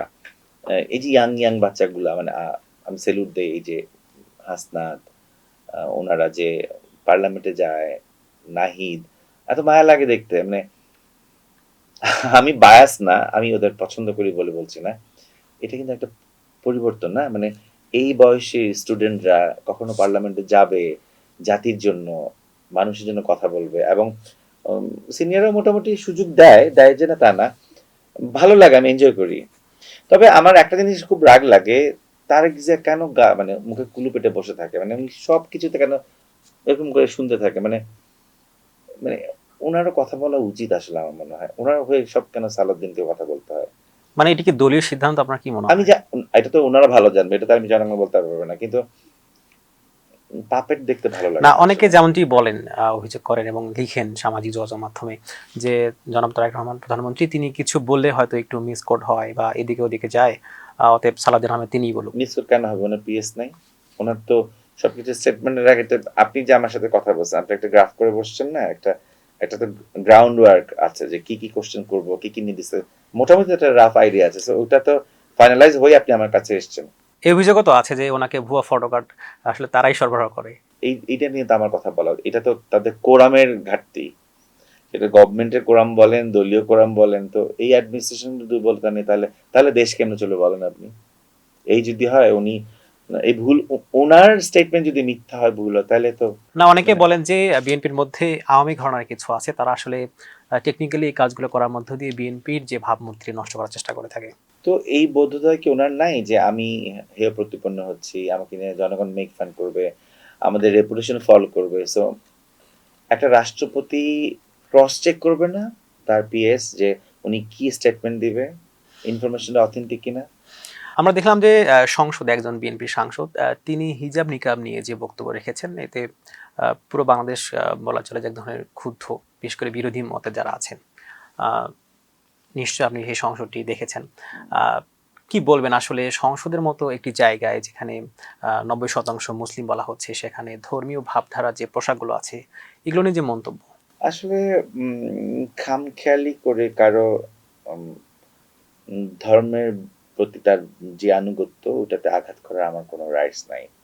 উনি যে বলেছে যে আসলে কে আসলো কে গেল আমি তো বুঝতেই পারলাম না, তাহলে ওনাকে আমি বলি ব্যাংকক চলে যান, আপনি পরোক্ষ প্রত্যক্ষ সবভাবে দেখতে পাবেন কে আপনার পাশে ছিল, কে আপনার পাশে ছিল না। সো একটা মানুষ কেউ যদি হিজাব পড়তে চায়, অবশ্যই এটা তার ব্যক্তি স্বাধীনতা, তার ধর্মের প্রতি তার বিশ্বাস, আমাকে তার ওই বিশ্বাসের প্রতি শ্রদ্ধাশীল হতে হবে। আমি এমন কোনো কথা বলবো না, শুধু উনি নয়, যারা এই বিশ্বাসে, যারা এই পরিধানে অভ্যস্ত, তাদেরকে আহত করার কোনো রাইটস আমার নাই।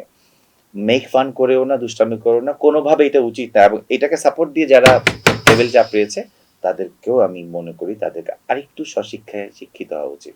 এবং সেখানে আপত্তি সেটি হচ্ছে যে সেখানে যারা নারী ছিলেন তারাও হিজাব পরিহিত ছিলেন, এবং তারা তো নারী। নারী স্বাধীনতার কথা বলে নারী কোন পোশাকটি পরবে, মানে এটি বলে দেওয়া কি খুব জরুরি কিনা? অবশ্যই না, এটা তার ব্যক্তিগত স্বাধীনতা। সে যদি মনে করে যে না আমি সাধারণ সালোয়ার কামিজ পরে আসবো, আমি কোনো হিজাব পরবো না, আমি কোনো নিকাব পরবো না, এটা তো তার স্বাধীনতা। আবার যদি কেউ বলে যে না আমি এইভাবেই অভ্যস্ত, পার্লামেন্টে যাব, এটাও তার স্বাধীনতা। কোনো রাইটস না আমি এটা নিয়ে কথা বলার। এবং আমরা যেমনটি জানি, বাংলাদেশে ফিজিক্যাল হ্যারাসমেন্ট, বডি শেমিং, কাপড় নিয়ে কথা বলা, এরা বিদেশে এত ট্রাভেল করে, হ্যাঁ মানে এত ট্রাভেল করে, এমপি মিনিস্টাররা এরা তারও বেশি করে। এরা মানে এরা যখন প্রথমেই একটা বাইরে এয়ারলাইন্সে যখন বসে ভিআইপি লাউঞ্জে, বা ধরেন ফার্স্ট ক্লাস টিকিট কেটে বসে, তো ওরা ক্রুদেরকে দেখে না? বা ওরা বাইরে যখন নামে ল্যান্ডিং এর পর মলে যাবে, তো মানে এই সহনশীলতা যতদিন না আসবে নারীর প্রতি, নিজের স্ত্রীর প্রতি, নিজের কন্যা সন্তানের প্রতি, আমার আশেপাশের মানে নারী কলিগদের প্রতি সম্মান দিলে সম্মান ফেরত আসে। সংবিধানে তো নাই, এটা আছে কি যে পার্লামেন্টের ড্রেস কোড এটা হইতে হবে। আমি শিওর না, আপনি কি জানেন যে এটা এরকম কোন কোড আছে যে আপনাকে হিজাব পরে আসতে হবে, আপনাকে এই পরিধানে আসতে হবে? এটা তো সেকুলার কান্ট্রি, রাইট? সংখ্যাগরিষ্ঠ দিক দিয়ে আমরা মুসলিম, কিন্তু যদি সংবিধান না থেকে থাকে তাহলে আপনি এটা নিয়ে বসে ওখানে কথা বলতে পারেন না। এটা মনে হয় মানে এই স্বেচ্ছাচারিতা থেকে আমাদের বিরত থাকা উচিত। রুবিন ফারহানা তিনি সংসদে একটি বক্তব্য রেখেছেন যে বাংলাদেশে যে দুর্নীতি গ্রস্ত যে পেশাগুলো আছে তার মধ্যে প্রধান সারির দুটি পেশা, সেটি হচ্ছে রাজনীতিবিদ এবং আমলা, তিনি বলেছেন। এবং এর কাউন্টারে স্বরাষ্ট্রমন্ত্রী তিনি কথা বলেছেন যে দোষটা সব শেষ রাজনীতিবিদদেরই আসলে হয়। আসলে আপনি কিভাবে দেখেন আমাদের এই যে পেশাকেন্দ্রিক যে দুর্নীতি, কে এগিয়ে আছে? আমি রবীন্দ্র ফারহানাকে অবশ্যই এ ব্যাপারে থ্যাঙ্কস দিই। উনি উনি ইদানিং খুব ভালো কথা বলে। আমি হয়তো আগে অতটা নোটিস করিনি ওনাকে। কথাটা সত্যি। দুর্নীতি বলেন, মানি লন্ডারিং বলেন, বেইনসাফি বলেন, এটার আঁতুড়ঘর তো রাজনীতি থেকেই বের হয়ে আসে। আমরা তো ওই নজিরটা রাখতে পারি না। রাজনৈতিক চর্চায়, ক্ষমতায়নে আমরা তো ওই নজিরটা রাখতে পারি না। আমরা সংসদে যাওয়ার সাথে সাথে আমরা ট্যাক্স ফ্রি গাড়ি নিয়ে আসি। আমরা ফ্ল্যাট বুকিং মানে আমরা এই উদাহরণটা কেন দেখাই না যে না আমি আসলে নিজের বেতনের টাকায় লোন করে একটা গাড়ি কিনে আমি আমার পুরো মন্ত্রিত্ব পুরো পিরিয়ডটা শেষ করব? এই নজিরটা কি আমরা দেখাতে পারি নাই? এক্ষেত্রে যারা আমলা আছেন এবং যারা রাজনীতিবিদ আছে, একে অন্যের পরিপূরক কিনা, কি বলবেন? অবশ্যই। দেশ তো আমলারা চালায়। দেশ আমলারা চালায়, হ্যাঁ, দেশ তো আমলারাই চালায়। তাহলে রাজনীতিবিদের কাজটা দেশ কি? চালায় হচ্ছে আমলারা আর কামলারা। রাজনীতিরা হচ্ছে গিয়ে ক্ষীরটা যখন বসে যায় উপরে একটা সর পড়ে, তখন ওই সরটা বসে বসে খায় ওরা। এবং এই যে বিভিন্ন যে আমলা আছে বা যেই দুর্নীতি করুক, তাদের বিরুদ্ধে ব্যবস্থা নেওয়ার জন্য যে দুদক আছে, মানে এর কর্মকর্তাদের আপনি কি বলবেন? আমরা তো দেখি প্রত্যেকবারই সরকার আসে, চেঞ্জ হয় এবং তাদের মতো করে আসলে তারা সেট আপ ওই করে। যে বললাম যে আমলা কামলা দেশ চালায়, দুধের সরটা বসে বসে খায় ক্ষমতাসীন লোকরা, ওই সরটা ভাগ করে আবার দুদকও খায়। না, এবার তো স্বরাষ্ট্রমন্ত্রী বলছে একটি শক্তিশালী দুদক তারা তৈরি করবে। বলাটা তো বলা পর্যন্ত, দেখি কতটা ফলপ্রসূ হয়, কতটা বাস্তবায়ন হয় দুদক কমিশনের অ্যাক্টিভিটি আমরা দেখব। আপনি সরকারি দল প্রসঙ্গে বলছিলেন, সেখানে তো বিরোধী দলেরও আছে। জামাত বা এনসিপি যারাই বলি, মানে তাদের যে অবস্থান বা ফাংশন কেমন দেখছেন? মানে অ্যাজ এ বিরোধী দল হিসেবে তারা কতটুকু ফাংশন করতে পারছে? আমার কেন জানি মনে হয় ওই দিকটাকে বললাম যে টেবিল চাপড়ানোর সময় টেবিল চাপড়ায়, ডেজার্ট খাওয়ার সময় আমরা এক টেবিলে বসে বসে ডেজার্ট খাই।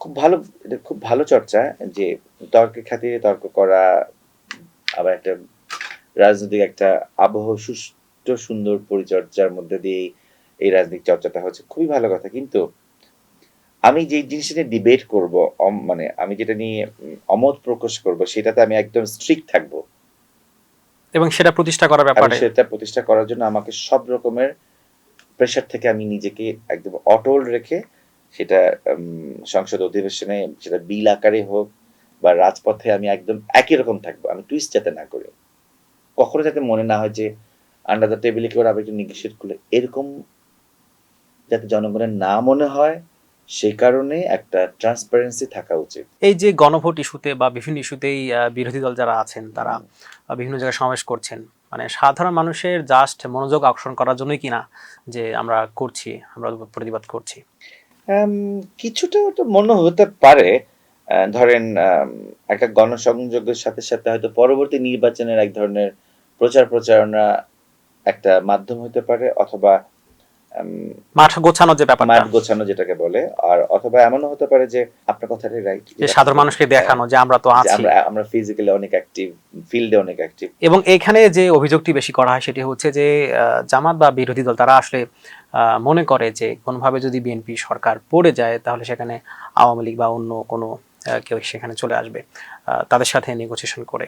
তো এই ভয়ের জায়গা থেকে আসলে তারা মাঠেও আন্দোলন করছে, আবার সরকারের সাথে যে কুসুম কুসুম বিরোধিতা সেটিও করছে। এবার কি যে বলেন? ঠিক আছে, থাক, তোমরাই থাকো, ওই বড় শত্রু আসার থেকে তোমরা একটু মডারেট শত্রুতাই থাকো, ওই যে মানে থাক, পানিটার মানে মগের হ্যান্ডেলটা ভাঙা, অন্যভাবে ধরে তা খাওয়া যায়, মানে এটা আসলে আত্মপক্ষ সমর্থন করা বা নিজেকে বুঝ দেওয়া হতে পারে এটা। আমাদের মিরর ক্যাফের একটা স্পেশাল সেশন আছে, সেটি হচ্ছে যে রাজনৈতিক দলগুলো সম্পর্কে মন্তব্য করতে হয়, পজিটিভ এবং নেগেটিভ। প্রথমেই শুরু করি আওয়ামী লীগ। শিক্ষিত সন্ত্রাসী। মানে তাদেরকে আপনি কি বলতে চান? মানে থাকে না এরকম পরামর্শ, তারা তো আমার দেশের এখনো নাগরিক। একটু রিয়েলাইজেশন করেন আপনারা কি করেছেন, নিজের কাছে নিজে সরি ফিল হন, জনগণের কাছে সরি ফিল হন। বাংলাদেশের মানুষ ক্ষমা করতে শিখে এবং বাংলাদেশের মানুষ ক্ষমা করতে জানে। ঐতিহ্য যেটা ছিল আপনাদের, নিজেরা নিজেরা নষ্ট করেছেন, ঐতিহ্যটাকে ফেরত আনার চেষ্টা করে দেখতে পারেন। আর জনগণই আসল ক্ষমতার উৎস, এটা ভুলে যান না। বিএনপি অনেক স্মার্ট একটা দল, অনেক স্মার্ট একটা দল ছিল। জিয়ার আদর্শের কথা যদি বলেন, বেগম খালেদা জিয়ার সেই আপসীন নেতৃত্বের কথা যদি বলেন, সেই দলের কেন এরকম ভরাডুবি হবে? আর বিএনপির ছাত্রদলদের কথা বলি বা বিএনপির কর্মীদের কথা বলি, পড়াশোনাটা একটু বাড়ান, জীবনের সব ক্ষেত্রে কাজে লাগে। ছাত্র দলের ক্ষেত্রে কিছু বলবেন কিনা স্পেশালি? গুন্ডাবাজি করে না টাকা কামানো যায়, রাজনৈতিক ফিল্ডে মেধা লাগে, এখানে অনেক কিছু লাগে, যেটা আওয়ামী লীগের আবার আছে, যেটা বিএনপির নেই। আমরা তো দেখি যারা ছাত্র দলের নেতা হন তারা ঢাকা বিশ্ববিদ্যালয়ের অধিকাংশই। ঢাকা বিশ্ববিদ্যালয়ের হলেই, আপনি কোন শিক্ষার কথা বলছেন? মানে যেই শিক্ষা আধুনিকায়নের দিকে আগায় না, যে শিক্ষা আপনাকে স্মার্ট করে না, যে শিক্ষা আপনাকে হিস্ট্রি, বর্তমানে, ফিউচারকে কানেক্ট করতে পারে না, তা শুধু নাম কাওয়াস্তে সেই শিক্ষাটাকে তো আমি শিক্ষা বলি না, বলা উচিত না। এরপর জামাত। সবসময় ধর্ম দিয়ে রাজনীতি করাটা বোধ হয় ঠিক না। মানে ওদের, ওরা স্মার্ট, সবচেয়ে বড় কথা হচ্ছে ওরা অনেক, ওদের ঐক্যটা অনেক, ওরা ওদের ইউনিটি সিগনিফিকেন্ট। বাংলাদেশে কোনো রাজনৈতিক দলের এই ইউনিটটা নাই যেটা ওদের আছে। ডিসিপ্লিন, কমিটমেন্ট অনেক ভালো, যেটা বলে সেটা করে দেখায়, টুইস্ট করে না, বিচ্ছে করে না। আপনাকে আপনার কোনো কারণে যদি মৃত্যু হয়, আপনি একজন সাধারণ কর্মী, আপনার গচ্ছিত সম্পদ আপনার পরিবারকে তারা পৌঁছে দিবে। কিন্তু একটা ট্যাবু আছে ওদের, ওই ট্যাবু থেকে ওরা বের হতে চাচ্ছে, আরেকটু আধুনিকভাবে ওদেরকে পুরো ওয়ার্ল্ড পলিটিক্সের সাথে মার্চ করতে হলে কিছু জিনিস ঝেড়ে ফেলে দিতে হবে। আপনি কি মনে করেন মানে জামাত যত কিছুই করুক তারপরেও ঘুরে ফিরে ৭১ ইস্যুতে আসলে জামাতকে ঘায়ল করা যায়? ওই লেবু কতলাটা আমি কতলাতে চাই না, ওরকম লেবু কতলা প্রত্যেক দলেরই আছে। ওই সময়ে ওদেরও একটা আত্মপক্ষ সমর্থন করা। এখন যদি বলেন যে এই ২৪-এরও তো পক্ষে বিপক্ষে লোক আছে, ২৪ কি মিথ্যা? না। ৭১ কি মিথ্যা ছিল? তাদের একটা ভূমিকা তাদের জায়গায় তার ঠিকই ছিল হয়তো। শিবির। শিবির যতটা বেশি কলুষিত, ততটা বেশি কি আদৌ কলুষিত? রক্ষাটা বলে যে এরকম একটা জিনিসকে এস্টাবলিশ করেছে, সেটা কি আদৌ তাই? আমি আমি নিজে আসলে ক্লিয়ার না। মানে আমি তো ওই যে ও শিবির রক্ষাটা এটা শুনেই বড় হয়েছে আসলে। বাট আদৌ কি তাই? আমার রক্ষাটা ছাড়া তো আরো অনেক কিছু আছে, তারা নারী বিদ্বেষী বা অন্য হ্যাঁ, অন্য যে অভিযোগগুলো করা হয়। এক্সট্রিমিস্ট, এক্সট্রিমিস্ট কোনটাই মানে অতিরিক্ত কোনো কিছুই মানে ভালো না। সেটা নারী বিদ্বেষী হোক, ধর্ম বিদ্বেষী হোক, স্বাধীনতা বিদ্বেষী, মানে কোনো কিছু এক্সট্রিম ভালো না। উগ্রতা ভালো না। হুম। তাদের নেগেটিভ দিক। এটাই তো, মানে যদি ওরা উগ্র হয়ে থাকে, আমি আমি আমি খুব একটা আসলে জানি না ওদেরকে নিয়ে। ওটাই তো, মানে কোনো কিছুই, তবে তারাও বেশ ঐক্যবদ্ধ। নেতৃত্বে ওরা বেশ ভালোই। মানে এনসিপি। এনসিপি কে নিয়ে কথা বললে মনে হয় যে আমি আমার নিজের বাচ্চাদের নিয়ে কথা বলতেছি। আমার ওই একটা ফিল হয়। মানে অনেক রিউমার, অনেক কথা, অনেক টাকা মেরে খেয়েছে উপদেষ্টাদের আমল, মানে উপদেষ্টাদের ছত্রছায়া থেকে ফুলে ফেঁপে উঠেছে। Children party. চিলড্রেন পার্টি, বাচ্চা পার্টি, চিৎকার পার্টি, এবং ওরা বাইরের দেশে অনেক অনেক অনেক অনেক কিছু করে ফেলছে। ক্রিপ্টোকারেন্সিতে ওদের অনেক কোটি কোটি টাকা, মানে যেগুলো আমরা শুনে তারপরেও আমার জুলাইকে যদি আমি চিন্তা করি, ওদের জন্য আমার স্বার্থের মাপ। এখানে আমি একটু স্বার্থপর। তারপরে পরামর্শের জায়গা থেকে যদি কোনো পরামর্শ থাকে, আর যাই করেন আপনারা জুলাইকে বেচেন না। মানে আশঙ্কা করেন তারা জুলাইকে বেচতে পারে, মানুষ ভুল করতে পারে। যেমনটি ৭১-এ আওয়ামী লীগ। হ্যাঁ, আর যাই করেন আপনাদেরকে আমি অনেক ভালোবাসি, অনেক ভালোবাসি। আপনারাই শেষ ভরসা জুলাইয়ের জন্য। জুলাইকে বেচেন না। যারা বাম রাজনীতি করেন, তাদের সাথে সাপের কোনো পার্থক্য নাই। সাপের কেন? ওদের কাজই হচ্ছে গিয়ে পাশে পাশে থাকা, সুযোগ বুঝলেই ছবল দেয়া। মেইন স্ট্রিম রাজনীতির সাথে তো ওরা ছিলই, সবকিছুতে ছিল, কিন্তু ওরা কি ওদেরকে আদৌ কি ওদের নিজস্ব কোনো চরিত্র বলে কোনো কিছু আছে? না, আমার কাছে মনে হয় না। তাদেরকে কি পরামর্শ দিবেন? বাম না হয়ে ডান হন। এই যে আপনার এত এত স্যাক্রিফাইস, তারপর যারা জুলাইয়ের শহীদ হলো তাদের স্যাক্রিফাইস, এখন যে সরকার দেখছেন, মানে আপনার প্রত্যাশার যে জায়গাটা কেমন, একই সাথে কোন দিকে এগুচ্ছে বাংলাদেশ? কেবল তো আসলে ক্ষমতায় এখনই জাজ করা খুব ডিফিকাল্ট, জাজ করা উচিত না। সময়ের সাথে সাথে না একদম পরিষ্কার হয়ে যায় জনগণের কাছে। আমরা সময় দিচ্ছি, আবার আমরা সময় হলে আমরা সময় দিব না। তো আপনারা সুন্দরভাবে দেশ চালান, আমরা তো সেটাই চাই। আপনাকে মিরর ক্যাফেতে সময় দেওয়ার জন্য অসংখ্য ধন্যবাদ। আপনাকে অসংখ্য ধন্যবাদ। অনেক আরাম করে আছে কথা বললাম। জানি না আপনার কেমন লাগলো। দর্শক, আমরা যেমনটি শুনছিলাম জুলাইয়ের যে স্মৃতি, সেই স্মৃতি নিয়ে কথা, এবং সেই সাথে বাংলাদেশ কোন দিকে এগোচ্ছে। আবারও আগামী কোনো পর্বে দেখা হবে। সেই পর্যন্ত ভালো থাকুন, সুস্থ থাকুন। ধন্যবাদ।